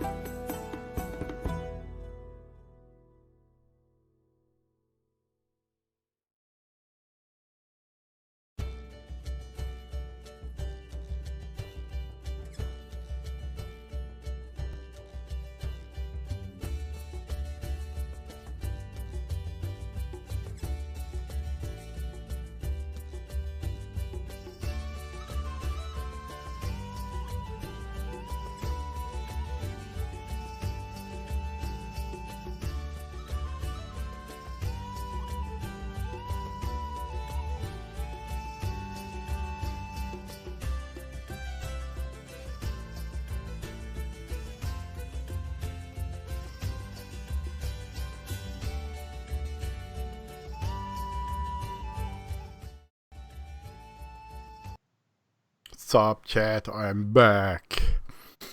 Welcome everyone. I'm glad you could come and hang out with us tonight.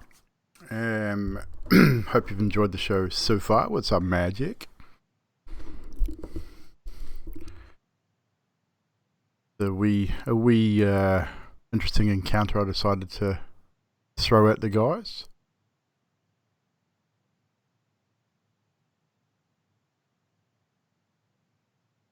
Something a little different. And what's up, Mina? How you doing? Day Mortem, welcome. So the little things that have just happened to Adok and Zadriel is a result of them being reduced to 0 hit points.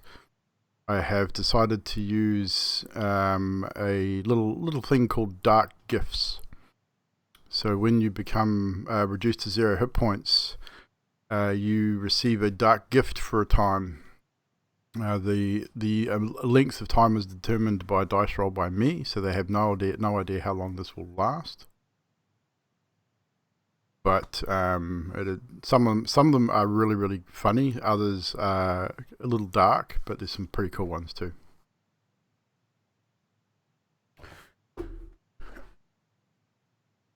So it'll be interesting to see how these particular things affect party.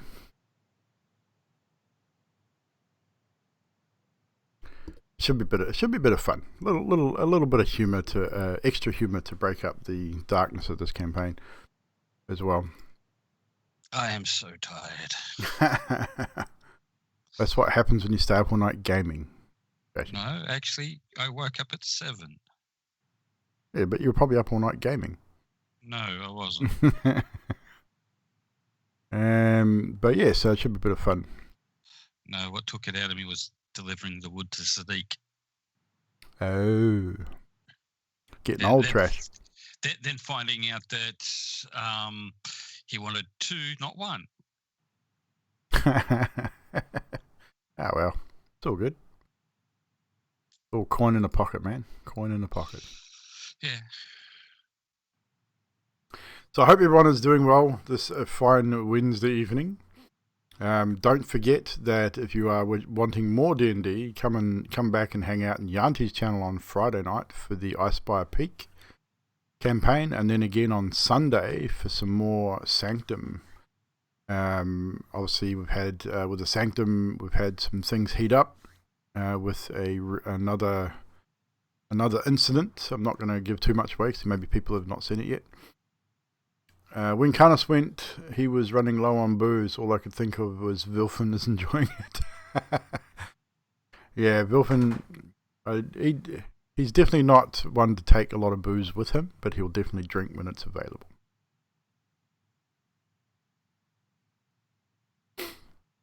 So yeah, on a happy note, I did get to drive a crane. Cool. On a happier note than booze.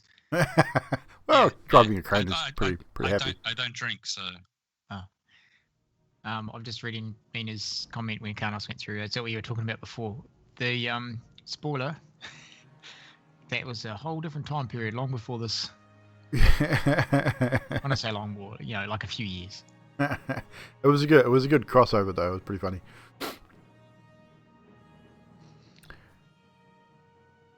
But yes, so it should be interesting. We've had a pretty good night so far. No one died. Yeah, damn it! I want to fight wolves. I was gonna do it. Right up until this morning, I was gonna have you guys fight a pack of wolves, but I thought I want to do something a little different. So I just made it a little different instead. I want to see how much we could take before we died. Oh, you'll definitely get that test. Believe you me. I think the DM was ad-libbing. A little bit. It's all good. Hey, the encounter was real. It was something I'd thought about this morning and written down. But it was one of those things. It's kind of like, do I throw a pack of wolves at you guys, or do I do something a little different? Look, I fully thought that if we were to step outside that castle, we'd get attacked by wolves. Real or not, it doesn't matter. No, it was purely designed to try and keep you guys awake. and just disturb it. But you all of you passed your wisdom saves, so you did well. Anyone who failed the wisdom save would not have slept well and would have ended up with a level of exhaustion. And then Fib will work us back up again anyway. So Yeah. So luckily, to avoid that level of exhaustion, you would have slept longer. So I would imagine that most of you would have been pretty tired, especially from the events from the day before, the near-death experience for a couple of you, and things. So I agree, Mina. I agree. hey, it's still early in the campaign. There's lots of time to kill people. The D&D Beyond appy thing was fucking with my modifiers. Yeah, that was Taking weird. them all off. That little Beyond 20 thing. Oh, Beyond 20, yeah. I normally turn it off. Yeah, I normally turn it off if I'm not using Roll20. Or not using anything else. It's kind of cool to have it, but it can be a bit of a pain at the same time. But not his home. Why not, eh? Oi, not a. We're on a break, so. Hi, Natty.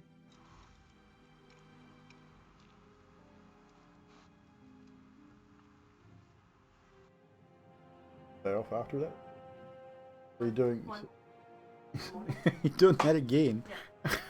You're bugger for punishment, lady. Anywho, so we should get back into it. She is. We are going to get back into it. No, but Kitsen's not going to get a bashing, or maybe it is. No, she's not going to get the Kitsen's not going to get a bashing, so we're good. So, as you all... Is everyone here? Skaters, you're here? Yep. So as you all come to consciousness in the morning, battered and bruised, Zadriel, your armor has been repaired during your sleep. As you wake, Fibble hands over, or it's probably either left it beside you or hands it to you, but it is looking rather well. I mean, it's scuffed up like used armor should be, but the dent is no longer there. You feed yourselves coffee, whatever morning rituals you have gotten into the habit, but the morning is yours. What are we doing? Go over and give Veeble a big old paladin hug. Squeeze.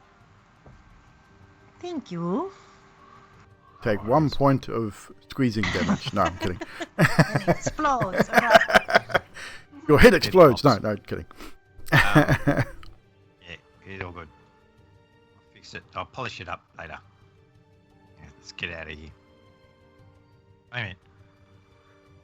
Where are we trying to get again? Vineyard, isn't it? Yes. Do we want to stop by that wagon? There was like glass vials or bottles or something inside. I burn the fucking thing down. Well, I mean, it could be somebody's. Okay. Well, let's go burn it down. Open it up or do something. We try to open it up. No, I say keep out. I don't think anyone tried the lock. Actually, no. Skathis tried the lock and failed. Oh. If I remember correctly. I say we go at least give it a shot. Adult?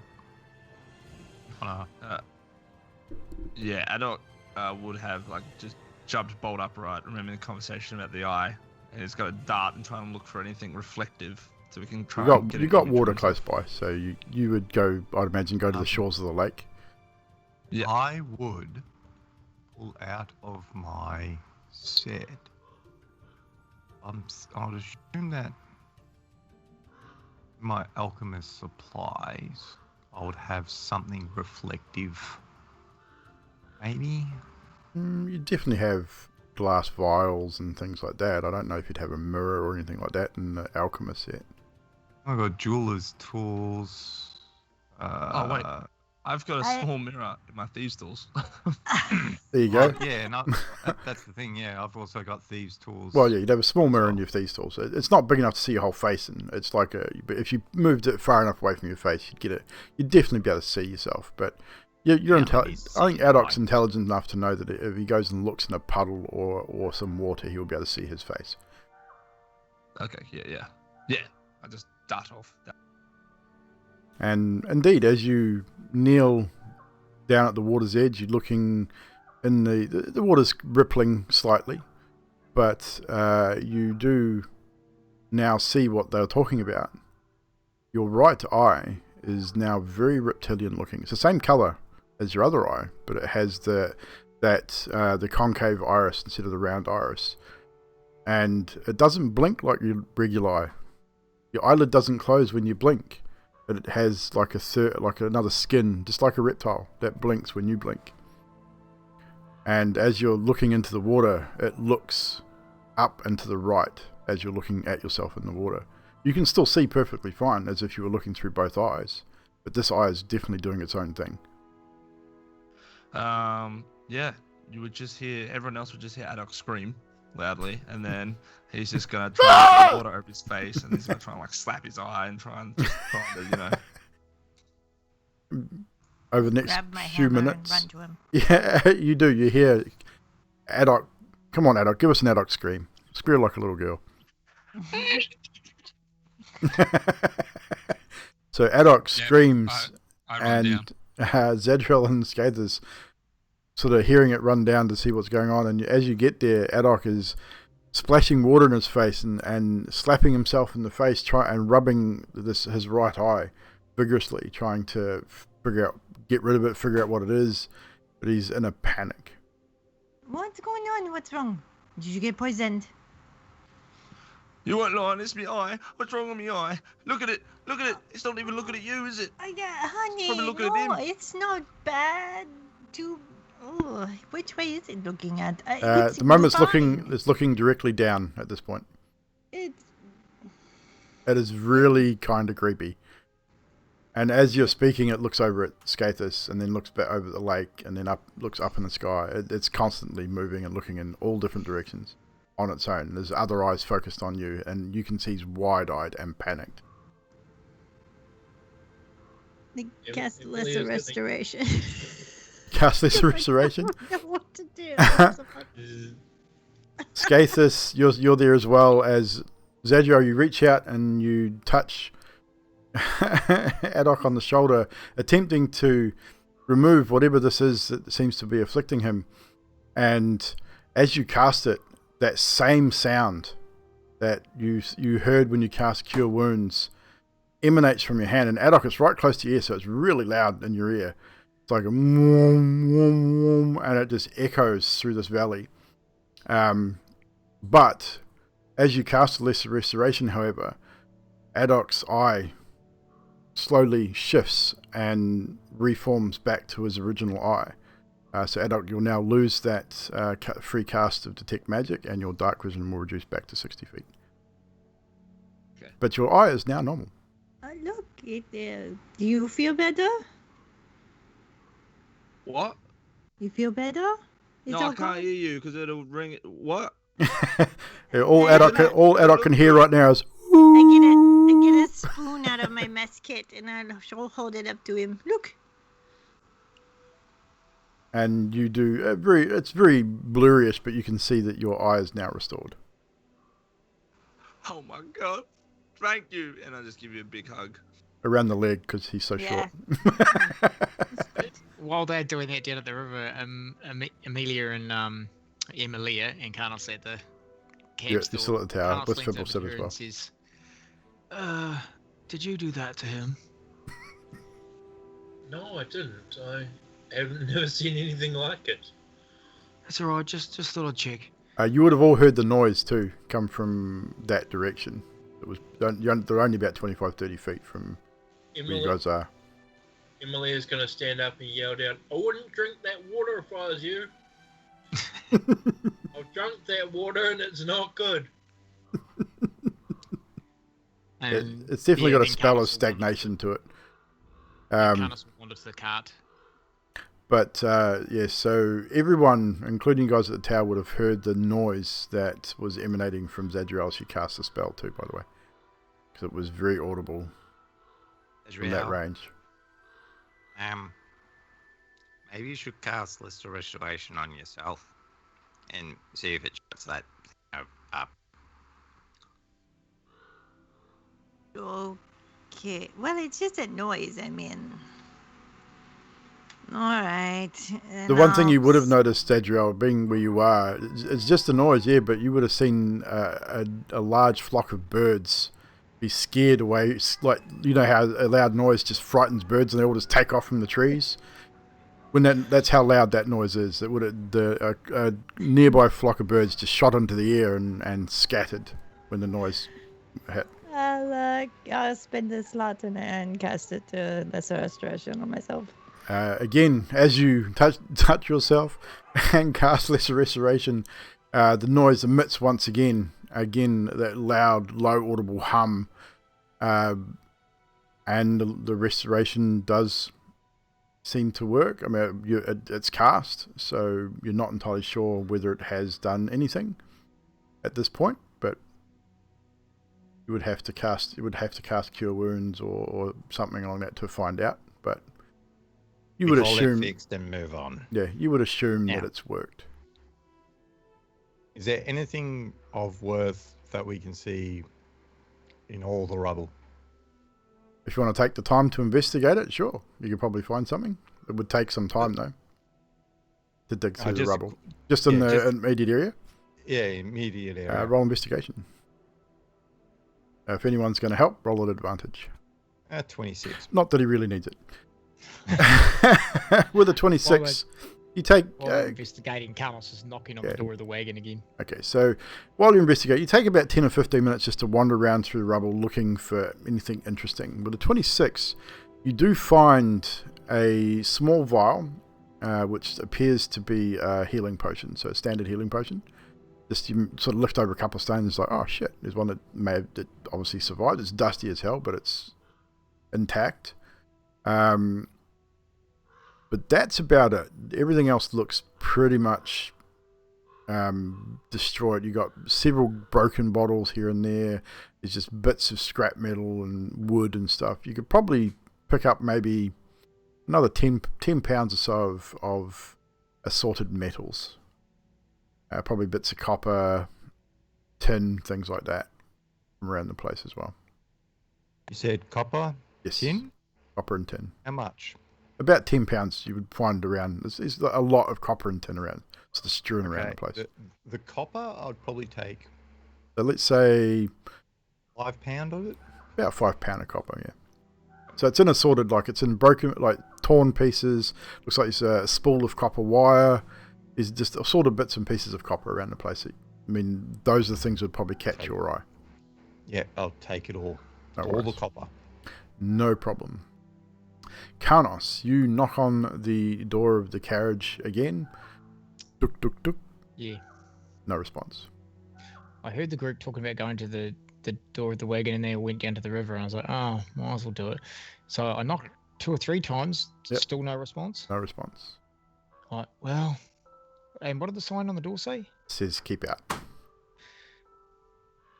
All right, I'm warning you. I've knocked. We've been patient. Now we want to see what's here. And I take my axe and I hack into the door. Roll a strength check.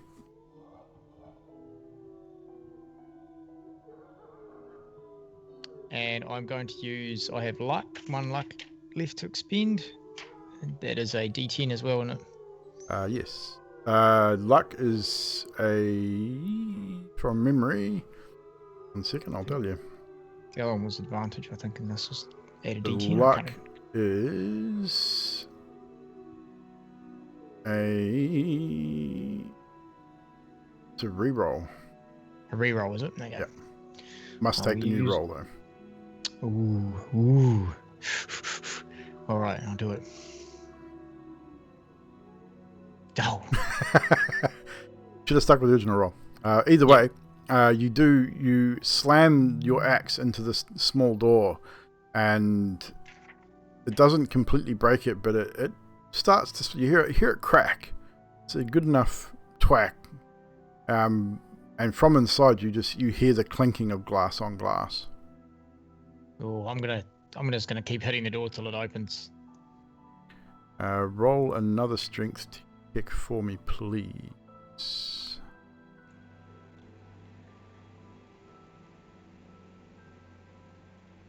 $13. Not quite enough to splinter it. It does crack some more. You manage to strike the same place, and it does. And again, that clinking sound is prevalent. There's a lot of glass. Something glass is a lot of it in this wagon. Connors, maybe Ada can pick it and we wouldn't break anything. Oh, he had a go already, and I thought he failed. Skaith has tried and failed. Well, that was Skittles. Oh, okay. Adok, we weren't going to have a go, were you? I mean, I feel like it's a bit better than just hacking into the door. What if it's booby trapped? Yeah, true. You know, if it's booby trapped when you unlock it, it'll just fire out at you instead of me. Keep hacking. Thanks, Connors. Feeble, maybe you can try? Yeah, get out of the way. Come on. I don't want anyone to get hurt. All right, I'll back up. So Connors backs away. Emily is going to move 30 feet away. Okay. Yeah, I'm gonna move a fair distance away from the wagon as well. Connors stays within right. 10 of Fibble. Give me some distances, guys. So we've got 30 feet 20. for Emilia, 10 feet from Karnos. Fib will be at the door. Adok. Probably like 15. 15. 20, yeah. Zadriel. I'm right there, but I stand to the side. Okay. So, Bibblesib, if you are attempting to roll the unpicking of the thing, sleight of hand, and you'd be able to reach it because there's a step sort of stepping up to the door, so you'd be able to climb up and reach the lock without too many hassles by it with unaided. Shield up. Yep. So the first thing I do is actually Shield up. mend the door to fix Karnos's stupid attempt at opening it. Yeah, And then with that'll a work. mighty 9, try to pick it. With a mighty 9, you start, put your first lockpick in, you put the second in, you're sort of listening and you're turning, you feel the lock start to give, and it just won't budge. Doesn't seem to be working. How'd that go, Fibble? Must be tighter than I thought.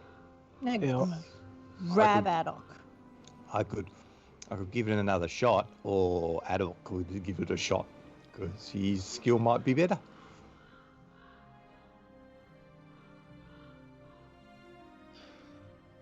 All right, look. We've just had one tower that exploded on us, and I pretty much died. So, in the nature of things that explode, if that exploded, what's the chance of this exploding? It's pretty high, yeah? That's why we're not letting Emilia touch it. Okay, great. Look, I'm going to unlock the door, but if I die, I'm going to come back and I'm going to hurt every single one of you. Yeah. Come on, get up there. I don't know math so well, Adok, but chances are probably better now because we all nearly died the last time. It's probably not going to happen this time, right? Well, I don't know Well- about that one. Well, there You just was had a this luck. guy I knew, that was known as Murphy. Yeah.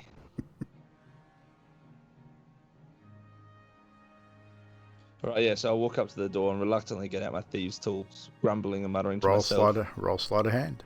You just got a luck 2 from the chat, Adok. You do have a re-roll up your sleeve. Take the 21, though. 21. But thank you so much. Thanks, Grim. As you fiddle with the lock, you get your picks in, you're moving, the first tumbler slots into place.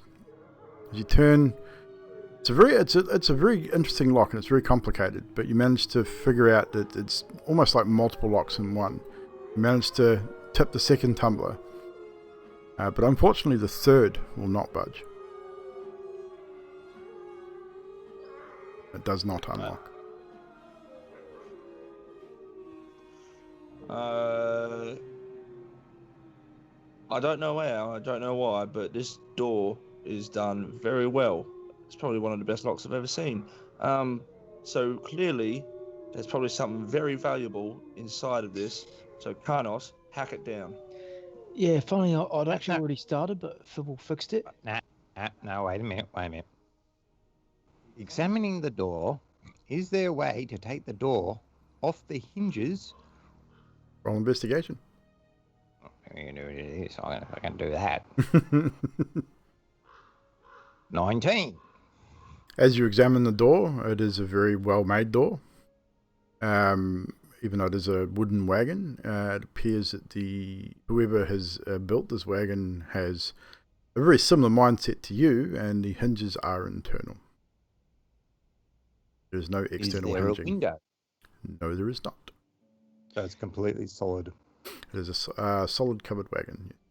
What is the roof made out of? The whole thing's wooden, sort of wooden iron. So there's iron strapping, but it's the bulk of it is made out of wood. Okay, well, that's right. But it also Shall we? emanated magic too, so that could be enchanted. Shall we try bashing the door again? Zadriel, do you want to have a bash? We did try. We did find out it was did we ever find out if it was magical? Yeah, the detect magic Okay. was casted and it was conjuration magic was what was discovered. Something conjured. Yeah. Zadriel will hit it with the hammer. So you don't need to roll to hit, but roll a strength check for me. At advantage, because you are using a warhammer against a solid wooden object, so you will get 22. higher damage than the axe. 22. Again, not quite enough to break it, but it splinters in 3 places. And it cracks really loudly. And that clinking of glass is very, very audible. There's a lot of glass vials in there. Or glass bottles, vials of some description. I actually direct Adriel's attention to hit it more around where the lock is located. Try to bust. Pibble, yeah, okay. Adok, did you want to say something? I was going to say, can I scout around the caravan whilst this is happening on for like a rear entrance or something, or... Roll investigation.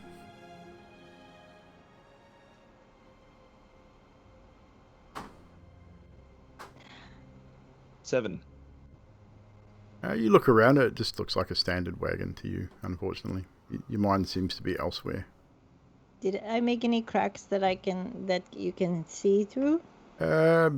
Not really. You've sort of pushed it in, and you can hear the wood starting to splinter from the inside. Okay, I'll try again. Strength check. 14. 14. DC was lower because of the damage already done. You strike towards the lock as Fibble was suggested, and the door gives way, splintering inward. I need everybody to make a dexterity saving throw as the door splinters inward, and Zadriel, you'd be the first to see it. Strung up by bits of string, the entirety of this interior of this carriage has vials of an orangey amber liquid suspended, and one of the strings was attached to the door, and as the door is splintered inward, it is pulled on the string and dropped. All of these, looks like maybe a dozen vials have all dropped and started to drop and hit the deck on the inside of this caravan, and has just erupted in flames and is shooting outward. So everybody needs to make a dexterity saving throw, please. Emilia with a 16. 14 is a miles away. 14, yep. You were the furthest away. Skathis, you will take half damage. Emilia, you will take half damage. Fibblesib, you will take half damage. I add 2 to my total for my shield, Hold up. which is not. Karnos, Adok, and Fibblestib add +5 to your rolls, because you are within 10 feet of Zadriel. I got a natural 1, but can I use my luck to reroll? Yes, that's what it's there for. Oh, thank God. So with the added 5s on top of your rolls, so you'll get 17, so you'll take half. Karnos will be 14, you'll still take full damage. I will use. I've got a DM's inspiration. That's Okay. burning everything. I'll use that. Yep. Dex save. So +2 for my shield. Oh god, it's worse. So I still take it. you still get full damage. So everyone takes half damage except for Karnos, who takes full damage of this roll. This roll here.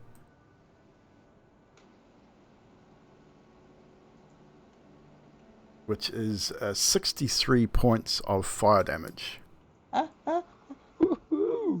So 31 points for everyone except for Karnos, who takes 63 points of fire damage as the alchemist fire vials that were suspended as a trap inside this carriage break, and on impact ignite, sending alchemist fire in all directions, destroying the wagon. Karnos is launched from the step or the front of the wagon, however far back, and as he falls back, he goes, "Avenge me and tell the tales of Karnos the hero," and he is out. What is your maximum hit points, Karnos? 50. So okay, so it's not double. Yeah, so it's only. Really so Karnos is reduced to 0 hit points and is flung backwards as the alchemist fire spews out in all directions. Everyone else is covered in alchemist fire. You're all on fire as well, and will continue to take burning damage unless you put yourselves out. Oh, drop and roll. So you'll need to spend the time to put yourselves out. As soon as I finish doing that, I'm going to go punch that ocean down Karnos' throat. No problems. Also making a death save because 6 seconds is up. You would definitely make your first death save. You do have another luck, Karnos, courtesy of Nutty Tart. Oh, thanks, Nutty. That's fucking late. So you all take that damage. Philosophy, you get up, you pat yourself down, putting out any errant flames. You run. Karnos was flung a fair distance, so roll investigation to see if you noticed where he landed from where your position is, because you were putting out your fire and would have been engulfed in flames as well. It takes you about 30 minutes. Not 30 minutes, about 5 minutes. 30 minutes is a long time. About 5 minutes to find him. So Karnos, I need you to make one more death save. Yep, done. And Fibblesip, you eventually do find him, and he's on fire still. So you would have to take a bit of time to pat him out before administering the potion. So what heal? We're giving full heals for potions. So it was just a standard potion? Yeah, it was the one I found in that. Okay, so 10 hit points of healing to Karnos. Does Karnos regain consciousness or not? Karnos does. He does. So, Karnos, your eyes flicker open, and as you sort of eyes refocus, Fibble's standing over you with an empty glass vial, and all you can smell is burnt hair and flesh. And most of it's probably your own. In fact, all of you, as you put yourselves out, the smell that is filling your nostrils is that of burnt hair, burning wood, and burning flesh. Did someone let in the wet dog from the rain? Yeah, Emilia is over there. Karnos, I need you to roll a D100 for me. Those are my favourite rolls. I'm going to walk up to Karnos and I'm going to say, so the chances of both things exploding is 2 out of 2. 100%. That's the odds. Might I remind you, Adok, I said everyone stand back and I'll get the door and only me will be affected. If you'd have all done that, it would have just been me affected. Well, you were affected, all right. Just giving you the odds. But you're right, this place, Barovia, the odds are pretty slim. Karnos, as you sort of flutter awake and you sit up,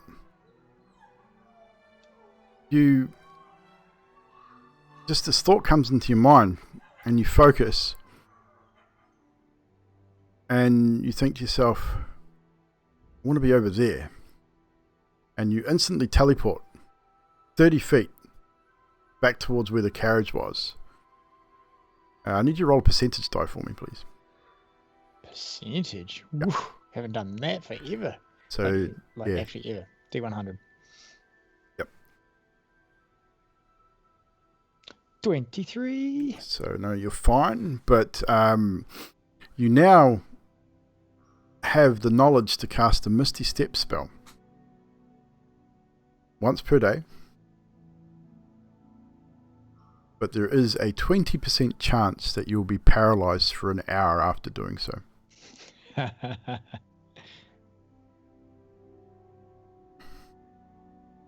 So, yeah, whenever you use it, you will have to roll a percentage die. If you get 20 or below, you will be paralyzed for an hour.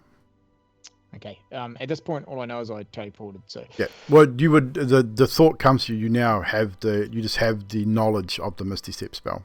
It's just there. You just all of a sudden know it.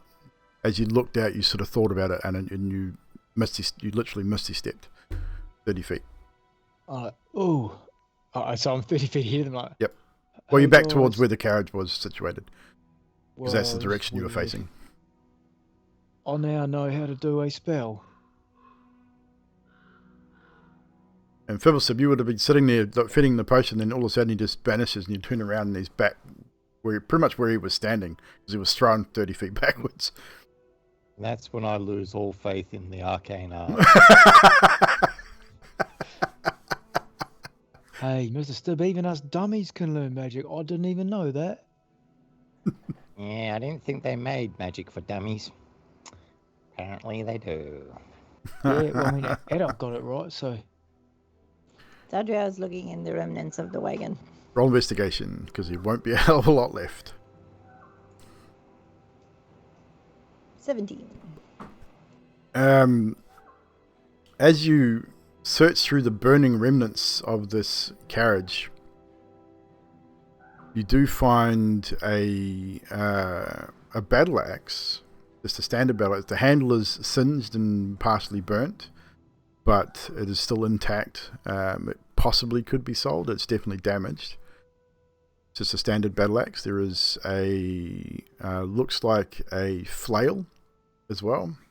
Again, the leather wrappings around the handles are burnt and damaged, but the metal on itself is actually pretty good. You find 10 crossbow bolts made of a shiny metal.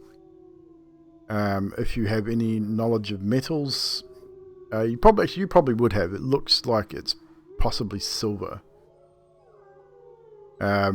There is a light crossbow there as well, but it is damaged beyond repair. The string is burnt away, and the bulk of it is a wooden body, so it is very damaged. So it's beyond repair. And a morning star. There are several items of clothing that are just burnt and smouldering. Some were still on fire. As you sort of look through some of the bits and pieces looks what possibly could have been some form of alchemist kit, or maybe a healer's kit or something, but it again is smashed and burnt and probably no use. There is a very damaged lyre, which is a stringed instrument, for those that don't know what a lyre is. Strings are all burnt off, as they're normally made from animal innards. And there is a spattering of coins that would possibly have been in a container or a pouch that is burnt away, worth around 70 gold pieces. But that is about it.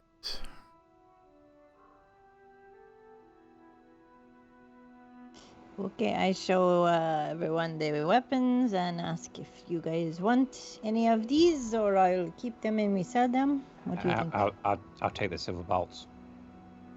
Oh, okay. Can I have the lyre? Yes, you definitely can have the lyre. There is one more thing you do find. A partially burnt page. which I'll probably just read it out to you, but I will post it into the Skype. Looks like it's a journal page, but it's burnt. There's only sort of parts of it there. What you can read is, in truth, this virtuous calling began as an obsessive effort to destroy a vampire that murdered my child, and it has become for me a tedious and bleak career. Even as my life of hunting monsters began, I felt the weight of my time on my weary shoulders. Today I am a man who has simply lived too long, like a regretful lich. I find myself inexplorably bound to an existence I sought out of madness. And that is all that you were able to glean from that. That is so sad. I keep it.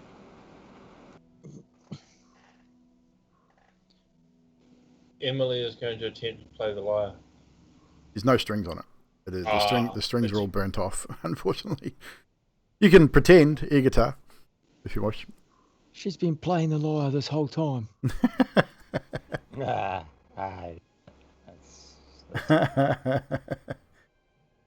Let's see. I'm pretty sure I have this.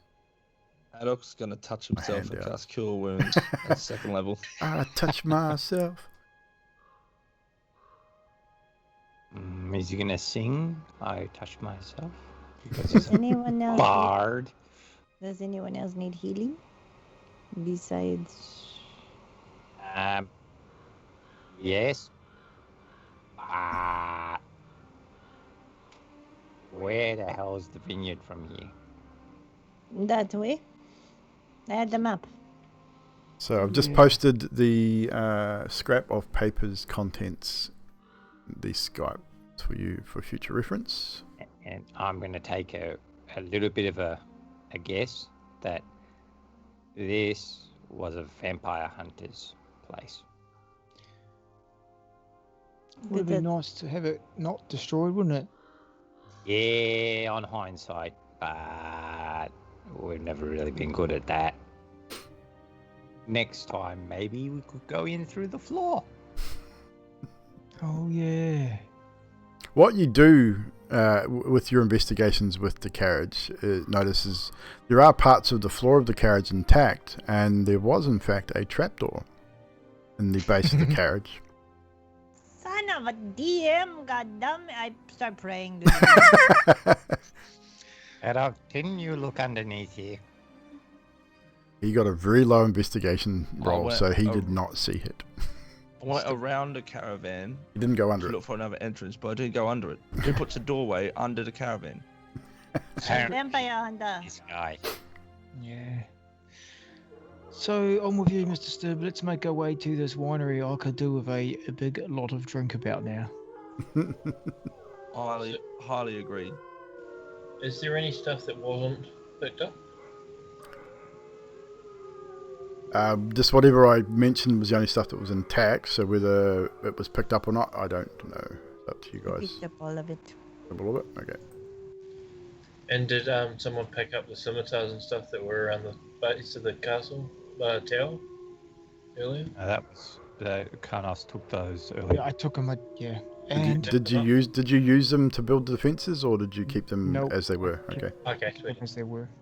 But I did pick up more daggers if I can see them in the lawn. Roll investigation, because they would have been out on the eddy between the tower and the carriage. Correct, Monday. Oh yeah. You do 19. indeed find them. It takes you a little bit, but you do. You're fairly certain you know whereabouts roughly they went, and you eventually do find them. And one of them was definitely embedded in the dirt, right up to the hilt. It was a pretty good throw. Excellent. I have 2 daggers. I'll wipe them clean and put them back in my sheaths. No problem. So, Then I catch up with the team who is walking, I'm sure, to the next target. as you retrace your steps back to the well-beaten track, back onto the road, readdressing the map, you find your bearings and head in the direction of where the winery is located. You eventually come to another split in the road. One leads off much the same direction as the tower and goes over a small bridge back into the trees.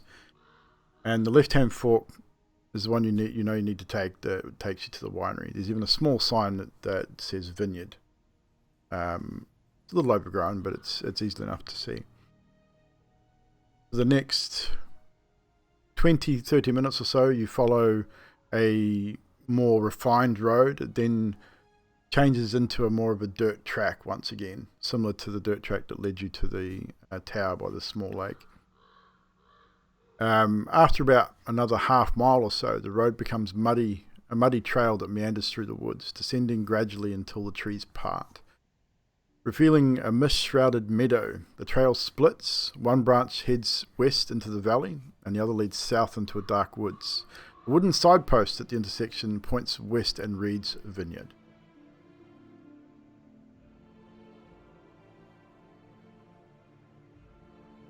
Which way are you going? Towards the vineyard. The opposite direction away from the vineyard, because why the fuck not? Towards the vineyard. Well, you have an option. You either go to left or right, pretty much. A light drizzle begins to fall. Unpainted fences blindly follow the trail, which skirts the north. Sprawling, God, it's hard to say with that teeth. Sprawling vineyard before bending southward toward a stately building. The fog takes a ghostly forms as it swirls between the neatly tended rows of grapevines.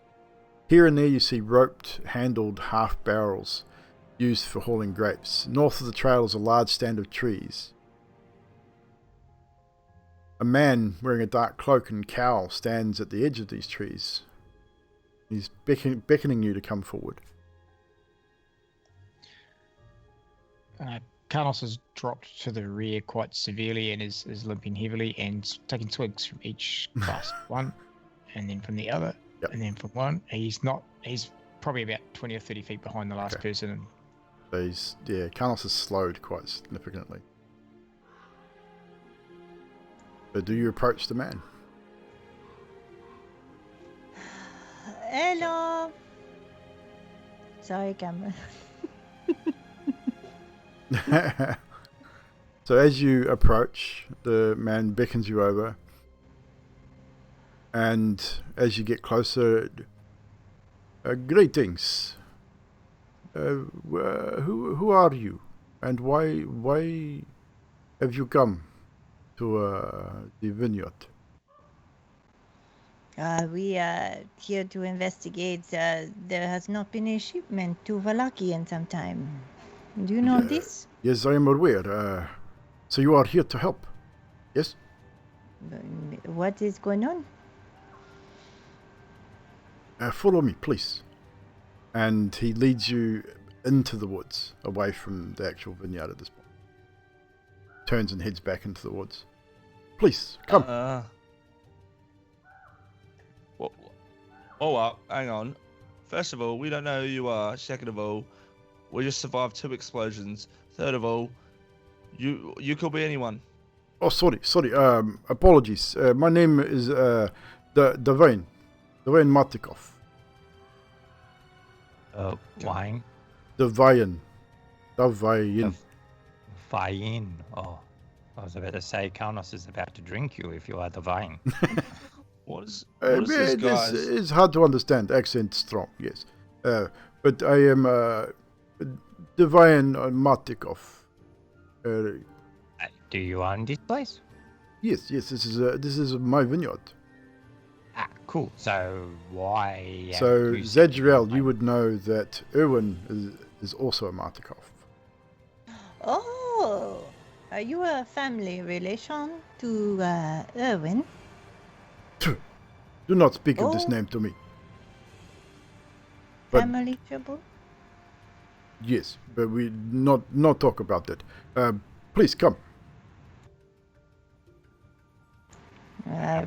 Okay. So he turns and leads you into the woods, maybe 50, 60, 70 feet or so. And as you follow him, you come to a small clearing, and in this clearing you see another few hooded individuals. He says, "Come, please." There's a small fire. It looks like a small camp, and he sits next to the fire and come, please sit. This Adrian, this my eldest son. Over here, Ilvar is another son. Stefania, Adrian's wife, and we have Dag Tomiscu. He helped with wine. Please sit. Come. Yeah, well, we are a bit suspicious around here, as you should be. So I'm. I worry of everybody. Don't worry, we can handle ourselves. And with that, you see Adrian, as he stands there, all of a sudden he almost like he jumps in the air and turns into a raven, and flies up and perches in one of the trees. Oh. It's okay. We friend. We ally. We help. All right. Emilia goes over and sits next to one of the sons. So Careful, her Ivar is the youngest son of Divine, and he looks to be maybe about 15 or 16 years old. The older has just flown up into a tree. Oh, she'll be going for the 15-year-old. He looks at you, 15-year-old, raging hormones, gives you a very sort of sheepish smile and blushes a little bit as you sit next to him. And she smiles back and sort of goes a bit red too. He doesn't say anything to you at this point. Neither does she. So you have come to help, yes? You come help with the vineyard. We have problem. We need assistance. If you can help us, be good. Explain to us what has happened over there. It's hard to explain. People come and they attack workers and kill many of them and take over winery. We try to fight back, but too many. They have lots of little things with them. Twiggy creatures, small, but lots. What did they look like? Were they dressed in like robes or anything? Yes, like yes. There was men and women dressed in different robes than us, carrying stuff like a big stick, and they had lots of little creature with them. Do we still have those robes that we folded up from the fight? They would be around the scimitars, yes. I'm pretty sure. Cardinals, can you show them? them one of those? Maybe it's a cultist again. Yeah, I'll just have a look in my pack. Are you okay? Are you all right? You look hurt. Here. And he reaches out and touches you and heals you for 25 hit points. Oh, crikey. You'll see a lot of the burnt skin on my neck and face starting to heal, I imagine. Yes. You feel better, yes? Oh, I feel a little bit better. Thank you for that. I appreciate it. I'll tell you one thing that will make me feel even more better is wine. No wine. Wine in winery. If you help, you have as much as you can carry. Please, Okay, I'll please. have to unwrap these scimitars because I've wrapped scimitars in robes. Yeah, we're keeping the scimitars. You're not getting rid of the scimitars so that you can, get more wine. He looks at it. Divine looks at the cloak and says, "No, not like that. Older, darker, brown, and lots of leaves and things. It were very strange." Okay, lots of leaves on robes. Okay, so and then he folds the scimitars back up and puts them back in his bag. Fibble, I wasn't trying to sell the scimitars. I was trying to show the man the robes, which thank goodness didn't burn to a crisp with that explosion. Yeah, I was more worried that you were gonna, accept the payment of wine. No, and I get have rid of the money. scimitars. Yes, wine. have money, you We idiot. give you wine if you help. Yes, wine. Lots of wine. Yeah, I'll tell you what. You give me 2 bottles up front, We have no wine. In the winery, these people they Steal Oh, wine. shit. They- Right. we cannot get the wine. That's why we need help. Please. Before we go, do you have any more healing for us? We have been in a fire as of recently. See, look, you smell bad. Sorry. Yeah. Not a good smell. I can heal some of Adrian, them. come down here, boy. And the crow flutters down, reforms back into his human form, and he will cast Mass Cure Wound. And he will heal you for...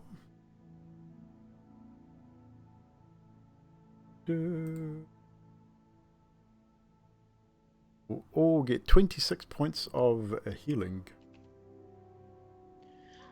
Well, that's very kind of you, kind sirs. I feel much better now. Sorry, we cannot do more, but this is we not have much smell. We have not rested lots, trying to get Wanity back and sleeping rough.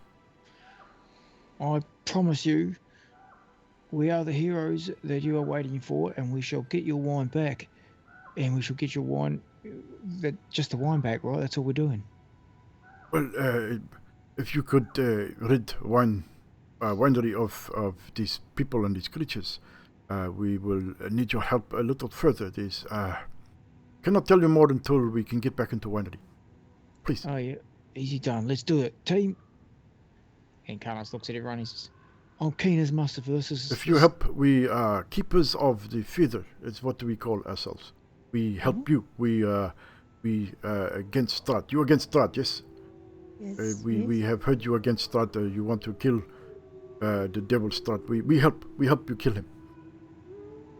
Will you be safe out here? We have someone who can make an alarm so you can sleep or something. We are okay. We're okay. We can take 2 trees and hide in the trees. Be fine. Thank you. All right. You actually do us a favor? What? Can you scout it out? Oh, I can tell you. I tell you what happened. I tell you where they are.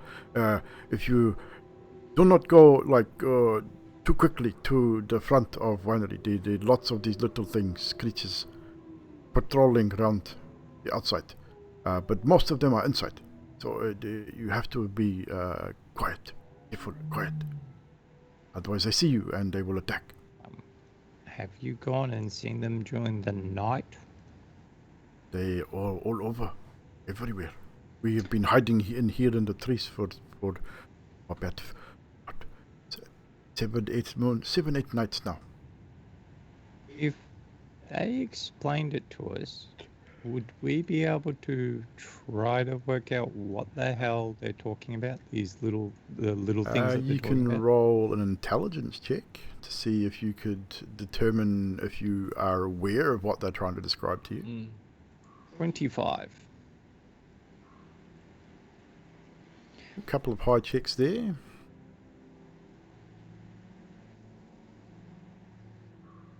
Karnos wouldn't really know. Neither would Skathis, nor would Adok. Adok, yours would be an advantage, because you've been in Barovia for some time, so you may have a memory return, possibly. Guess not. Just remember, team, if we kill one of these things, if you kill it, you get to name it. First kill, Fiddlesib and you name. Zadriel. Nor does Emilia, but Fiddlesib and Zadriel. What they're describing doesn't make sense. What he's describing is humanoid creatures, but they're very small. They look like they're made up of twigs and leaves and trees. Bibblesib, the only thing that you could probably think that is even close to it might be like a tree blight.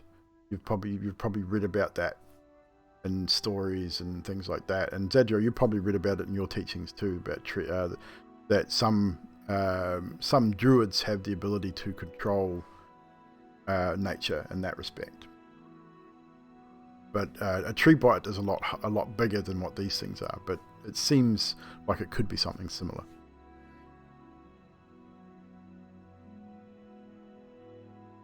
But Divine says that he's seen outside at times more than 30 roaming around the outside of the vineyard.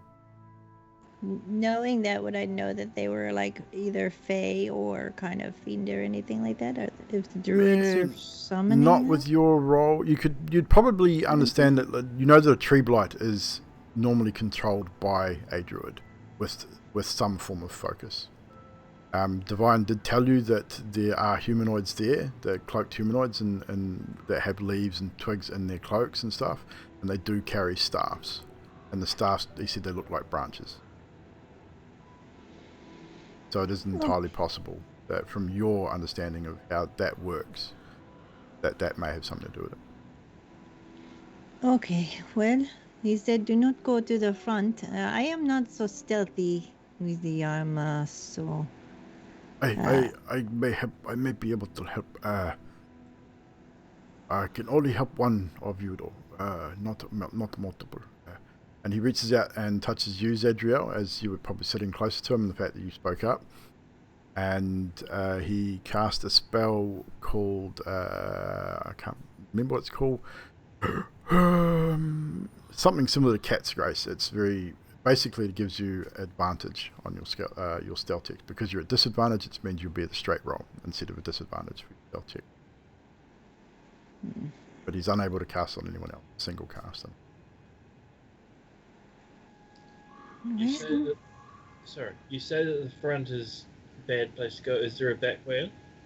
Yes. If you and he sort of describes running down, sort of points you in a direction through the trees, which will lead you more to the side of the vineyard, of the main winery building. But he does say they do patrol, but the front is very open, and if the ones inside potentially could see you if you approach directly from the road. He's suggesting not taking the road to the winery more so than trying to get in a rear door or something like that.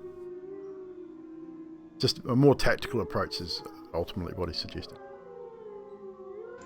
Shall we try the back then? What do you all think? Karnos is the almighty warrior of knowledge and stuff. Mm-hmm. Would you go in through the back? The thing is, I seem to be the mighty warrior of knowledge when you don't know. Yeah, what's your point? Just saying that sometimes my suggestions get naysayed pretty fast from your little mouth, and other times not so much, so I feel like you have no clue. Look, I'd go in through the back. I'm just Oh, I wondering bet you would. I'm just wondering if you would go in through the back as well, being the military hero genius person that you are. Look, I'm not a person who likes to go in through the back at all. I like to be face to face every time. Take it right up the guts. If I'm going to be a hero, which we all know I want to be, and am, and have been for a long time, I will go and face that enemy head on. Think that would actually be suicide?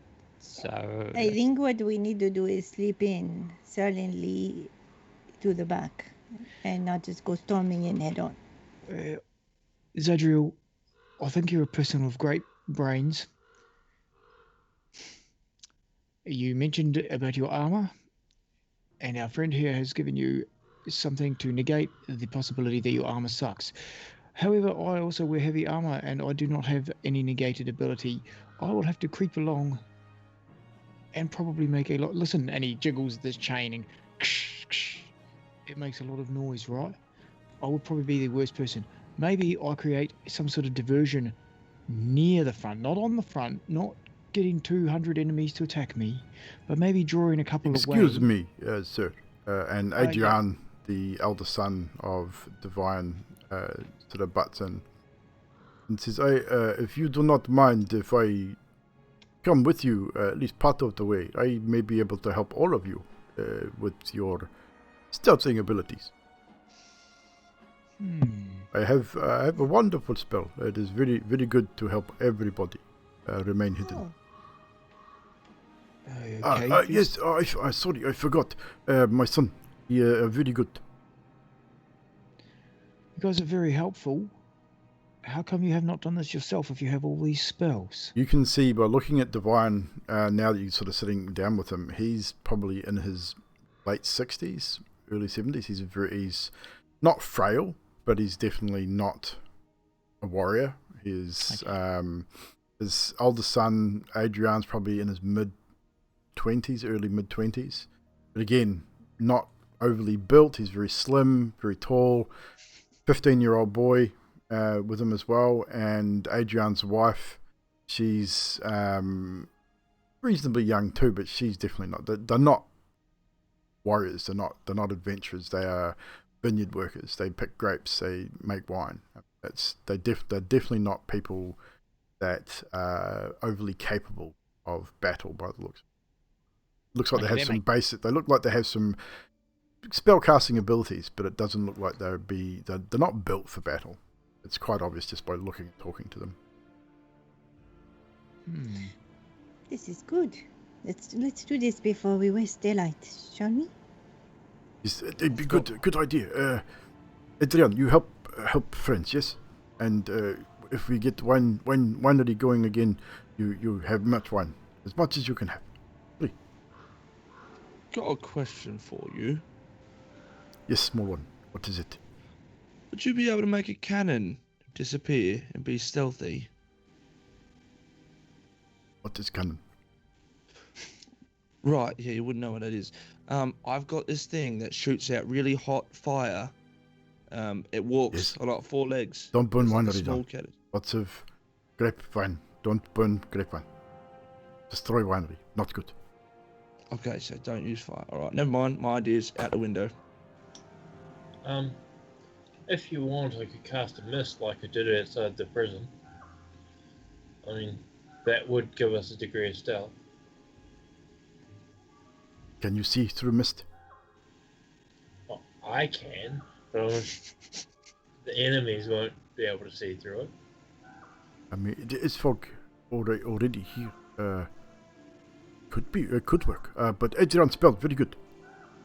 Okay. And he explains it, just to give you guys, so you know what it is, he explains that he can cast a spell on you that if you remain within 30 feet of him, you'll get a plus 10 to your stealth.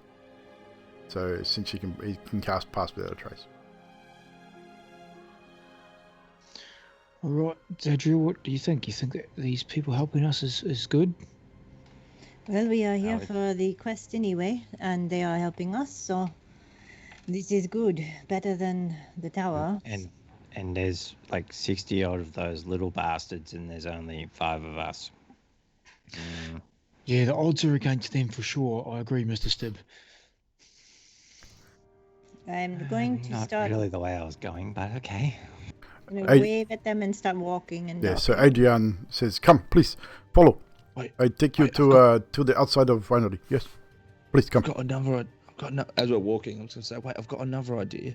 So what if there's a whole lot of them? Yeah, apparently they're made out of twigs and leaves and shit. So if we just like funnel them into my cannon and I fire it, they're gonna burn. But we just do it away from the winery. If we can we'll get in there, we'll suss it out, and then we'll work out how to funnel them into the cannon. Or I like the idea of we kill the big guys and the little guys disappear because they're probably magic. Zadriel, do you think that would happen to our team too? What? If someone killed all of us big guys, the little guys would just fucking disappear? God knows. As soon as we are away from the dad, I am going to ask him what is the problem that your family has with the family envelope? My father is Erwin betrayed us and left winery and went to Blackie and started the bar. And him and Papa do not get on well, never have. But if obviously we still supply for Blackie, it is a way for people to be happy. And he sort of looks around, makes sure his father's not listening or not close, and says, "Winery is magically grow. We have a special stone which we believe these creatures have stolen, which is why if you looked at Grapevine when you come towards they look wilted and they look like they're dying. We need to get the stone back. But first we have to clear winery first to get rid of these creatures. Okay. Please come. All right.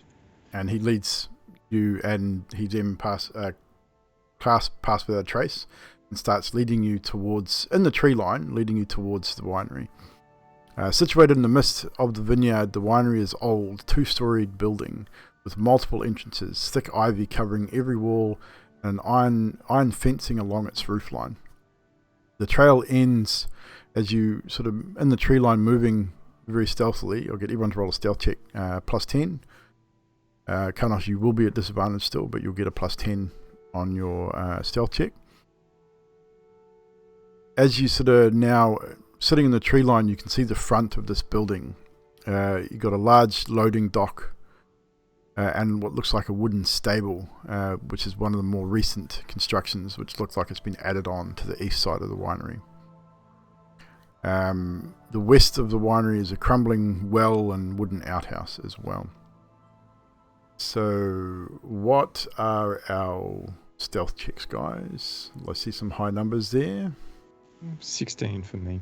16. I accidentally rolled a save, but I think I Saw got that. advantage, right? Thing from that guy. You'll be a straight roll, not an advantage. So you'll add whatever you roll, you'll add +10 to anyway. 5. Oh, well, 15. Okay, good. 17. 17. A natural 1 for a 15 for Kanos. So I mean, it's a group thing. So you're all above. Average is above 15. So you feel like you're fairly well stealthy. When you do sort of catch the glimpse of the front of this building, you do notice.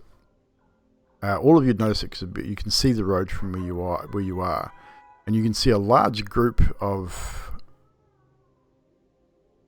Several large groups of these small creatures. They are moving up the road towards the winery from where you guys had come. They are not huge, maybe 3 or 4 feet tall, very spindly and just as Divine had described. Twigs and leaves and all manner of vegetation. It looks like what these things are made of. They do have a humanoid face and arms and legs, but it looks like they're entirely made up out of vegetation, tree matter. You can hear them moving, the rustling of leaves, the cracking of twigs as they move and move towards the winery building. As you sit and watch, they follow the road and they head off towards the northern side, which is away from you, and then eventually disappear around the side of the winery, heading towards the well. Does not appear that they've noticed you, but there looks to be, as you count and watch, it looks to be about 25 of these creatures. There's definitely a lot of them. You did not see any humans with them, though, with this particular group. Could it be your grapevines have come to life, maybe with this stone gun? Because that's a lot of sticks. Yes, well, grapevines are all okay. They're still there. But as I say, we see people with a big branch, and they you normally see them with these little creatures, but I'm not sure. It's very creepy, and they came in the middle of the night and killed most of the stuff. We were in Kresk getting supplies, which is why we were not killed along with them. We tried to fight back, but many of our kin were killed in the process. Right, so looking at the numbers, I think I can get about 15 of these. Someone wants to take the other 10, and then we can worry about the dudes on the inside. Does that sound like a plan, Mr. Stibb? That would be a no. I knew you'd say that. That's why I threw it out there. Are you sure no fire? Because fire would be very, very good No, for this but situation. you cannot I think destroy fire. wine. Well, if you destroy winery, and we would not be able to make a wine, and then we have no wine. We cannot risk it. But guys, this is roughly what you see from the front. What you can see is the loading dock, which has a wagon with some, looks like got some barrels and stuff on the front. You guys are off to the top right of this. There's this building here, looks like it's the stables. The doors are closed, but it looks like that's possibly where they would store horses and somewhat. There's a front door and a large sort of, looks like probably where they'd crush the grapes. There's barrels with another smaller sort of barrel next to it. With it looks like it's got a little spout coming out and a little ladder up to it. So you would imagine that's where they would normally crush the grapes, ready for putting into vats and fermenting and such. And the creatures that you saw came up the road from the front and moved across the front, past this area here, moved around towards where the well and stuff is, and disappeared around that corner.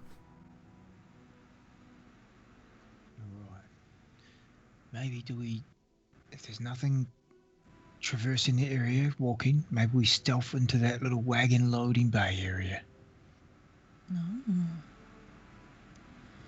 I can come with you to get inside, but once inside, I will have to leave you there. If you can get inside, you should be okay.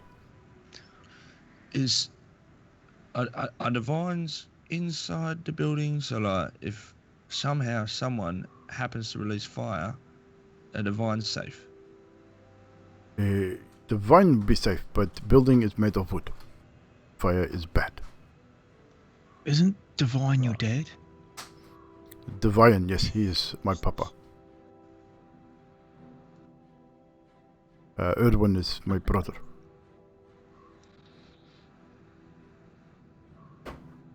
Don't do it, Carlos. Stop. I was ignoring him. That's fair. Alright. And that's where we're going to call tonight's sessions, guys. We will pick up there next week. Oh, I ruined it for you, sorry. But that is the end of tonight's sessions, ladies and germs.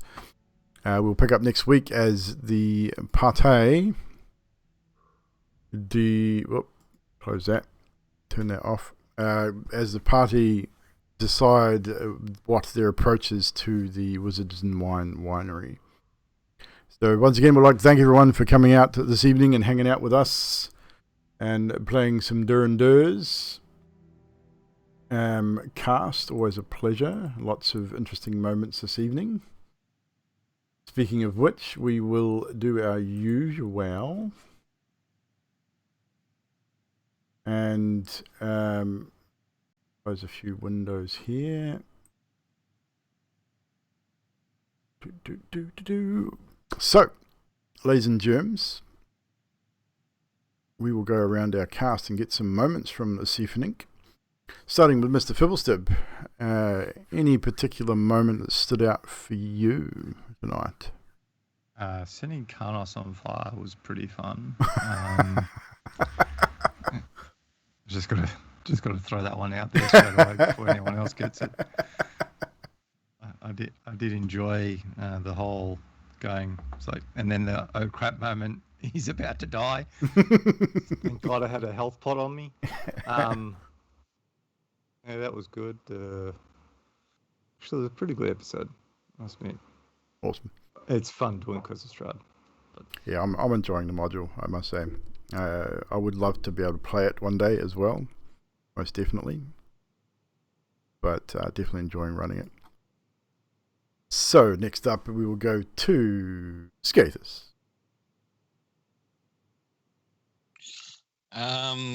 Something Fibble did, can't remember exactly. I think it's just the setup of the area at the that small castle. Oh, the setting up the perimeter and all that sort of stuff using the stones, making the stones smell like Strahd. I thought was an interesting tactic. Yeah. But and Addoc, of course, the coward. Speaking of Addoc the coward, Addoc. First of all, Addoc has always been terrified of wolves. He has indeed. He was playing to his character. No, I really enjoyed the quips that Fibblestead had tonight between Karnos and himself. I think the banter on that level was fantastic. I loved it. Definitely. Also, shout out to the DM as well for, I'm not entirely sure what the reptilian eye thing was or the noise of that or the misty step, but it's cool. I don't know what it is, and it's cool. I'm loving it. So that's awesome. I will let you in on what that is very shortly, but yes, it is very much from now on that will happen when you're reduced to 0 hit points. But I'll let you. I'm not going to tell you what the table is. I'll tell you what it is, what it's all about. But there's a 100 items on this table. Some of them are pretty funny. So with that, Zadriel. Well, good job, Fibble, stepping up and being snarky today. Good job. And I liked Addoc's eyeball, how he was paranoid and then hugged Zadriel. That was cute. And Emilia sitting down immediately next to the most available man as soon as she could. Yes, I was definitely going to mention that one. Emilia. Chat, if you've got any moments as well, definitely put them in the chat. We will read them out if we can. So, Addoc hiding in the tower rubble was bloody good. Just sort of disappears into the rubble. The fact that Karnos has offered to be the person who's opened the tower and the person who's opened the thing by himself, and both times been overruled by the party, and both causing times the party to get fucked over by. Exactly. I mean, if Karnos had carried on, the result would have been the same. But still, yes, it's very interesting. And yes, Emily are going after the first available person again. I have missed being able to do that. Definitely. Yes, lots of Nat 1. There's a few Nat 1s tonight, which was interesting, and some low rolls from Zadriel. It was crazy. Mr. Karnos. Yeah, I actually really enjoyed the conversations with Fibblestead. They were my fun part of the night. I thought it was good. But for me, Fibble's white noise stones and Emilia's water earplugs, those were the standout parts for me. I really like they said, hang on a minute, I can make some stones with white noise. I thought that was fucking choice. One of those things you don't hear in a D&D game very often. Exactly. I was definitely going to mention that as well. Some interesting uses of these spells, which has been great. And then the other thing that was a major standout for me was Skathis' awesome face the whole fucking time. The creation he's done looks so good. Every time I look up and see it, it's like, man, that's good. So yeah, it's a lot better than his normal face. Yeah, it is. Yeah, absolutely. Vast improvement. So yes, just a shout out. Trashy has created the Skathis face using his portrait that I created for his character, and on Snap Camera. So he's done an awesome job with it. Does it really cool. So for me this evening, a few standout moments. Obviously, just the way everyone dealt with the wolf incident and following what your character do. Addoc hiding in the rubble, knowing his character's terrified of wolves. The first thing is he's going to hide no matter what. Fibble sitting up in a position ready to shoot out of the rubble with Charlotte. Zadriel Skathis moving forward instead of just rushing into combat, putting yourselves out of harm's way, up on top of the carriage, then retreating back to a relatively defensible position was probably the best idea you could have had. Even though it turned out it wasn't an actual combat situation, as if it was, if you guys had rushed out there, you would have been killed without any doubt in my mind at all. But bring yourselves back to a defensible position is smart, and definitely something you need to think about with this particular campaign with some of the encounters that you can have. Now, a little explanation on the events of tonight with Adok, Zadriel, and now Karnos. So, I have found, using the DM's Guild, I found a D100 table called Dark Gifts. So, these dark gifts can have a positive and a negative all at the same time, or can be completely positive, or can be completely negative. So every time you are reduced to 0 hit points in the land of Barovia, you will be rolling on the dark gift table. You cannot get the same dark gift twice, so if you roll the same number, it'll negate the effect and you'll be fine. So as a general rule, we should be able to keep track of what numbers you've had before to know the effect. But yes, so obviously we've discovered that a lesser restoration will restore the effects of that.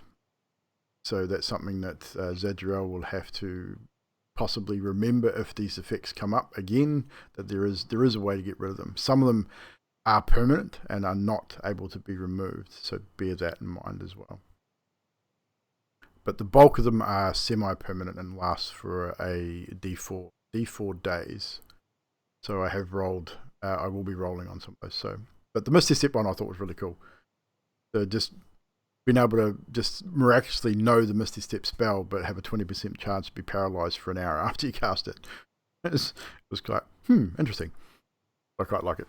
So, we have from the chat, the trap was great, also along with the dark table from Daemortem. Definitely some low rolls tonight.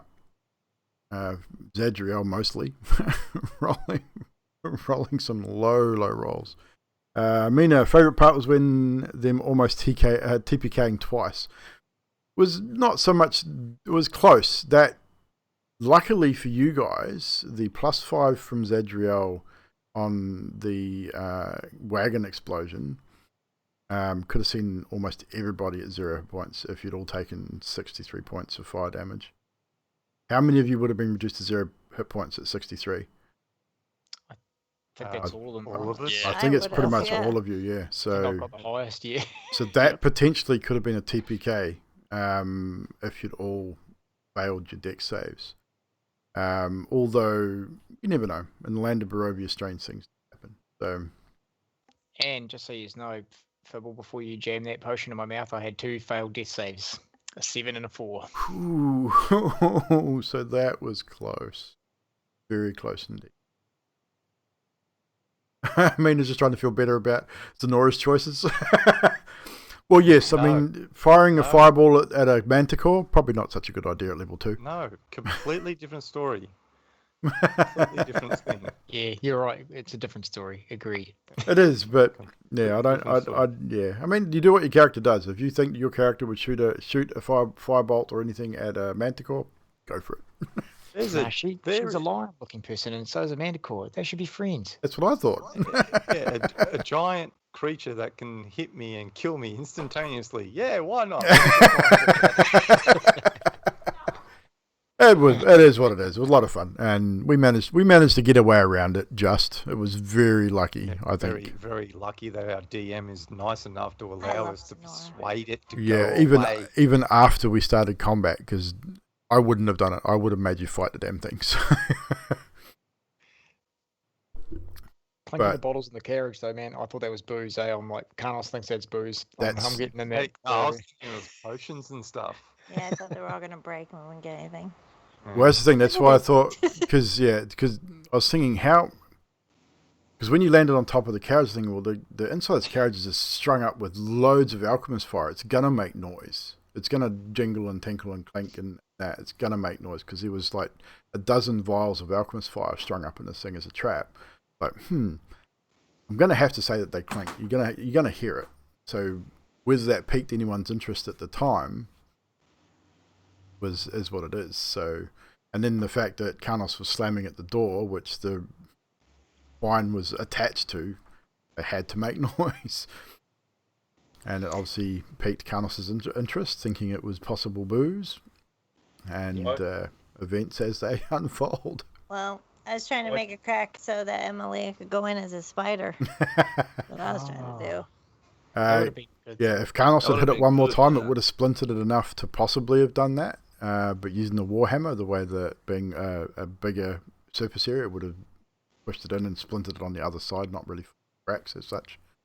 So it worked out pretty much how I wanted it to work out. Large explosion. Well, I figured that 30 feet was enough to save me from the last one. So I figured 30 feet would be enough to save me from this one. No. Unfortunately, no. With the amount of Alchemist Fire vials, it was a 60-foot radius. 60 feet in all directions. So there would have been literally a 60-foot scorch mark in that area. And the Alchemist Fire would have continued to burn for a long time too. So you would have walked away with all that grass and everything just continuing to burn and smolder until there was nothing left to burn. Alchemist Fire is a nasty, nasty material. But it is what it is. It was a great episode. Again, thank you, players. I hope you enjoyed yourselves as I most certainly did. Chat, we will see you again on Friday over at Yanti's channel. Make sure you hang out over there because we are doing some I Spy a Peak. Continuation from that. Then again on Sunday, we will be doing the Sanctum mini campaign, also streamed on Yanti1's channel. So make sure you go jump over there, hang out with us there. I may stream tomorrow night, do some gaming. I'm not sure yet. Keep an eye on the Discord. I'll announce it there if I am. I may even sit down and do some monster creation for a one-shot that I'm currently writing. So I've got to make some monster adjustments to some stat blocks that I've got. So come and hang out, shoot the shit, have some fun. Until then, take care. We will see you next time.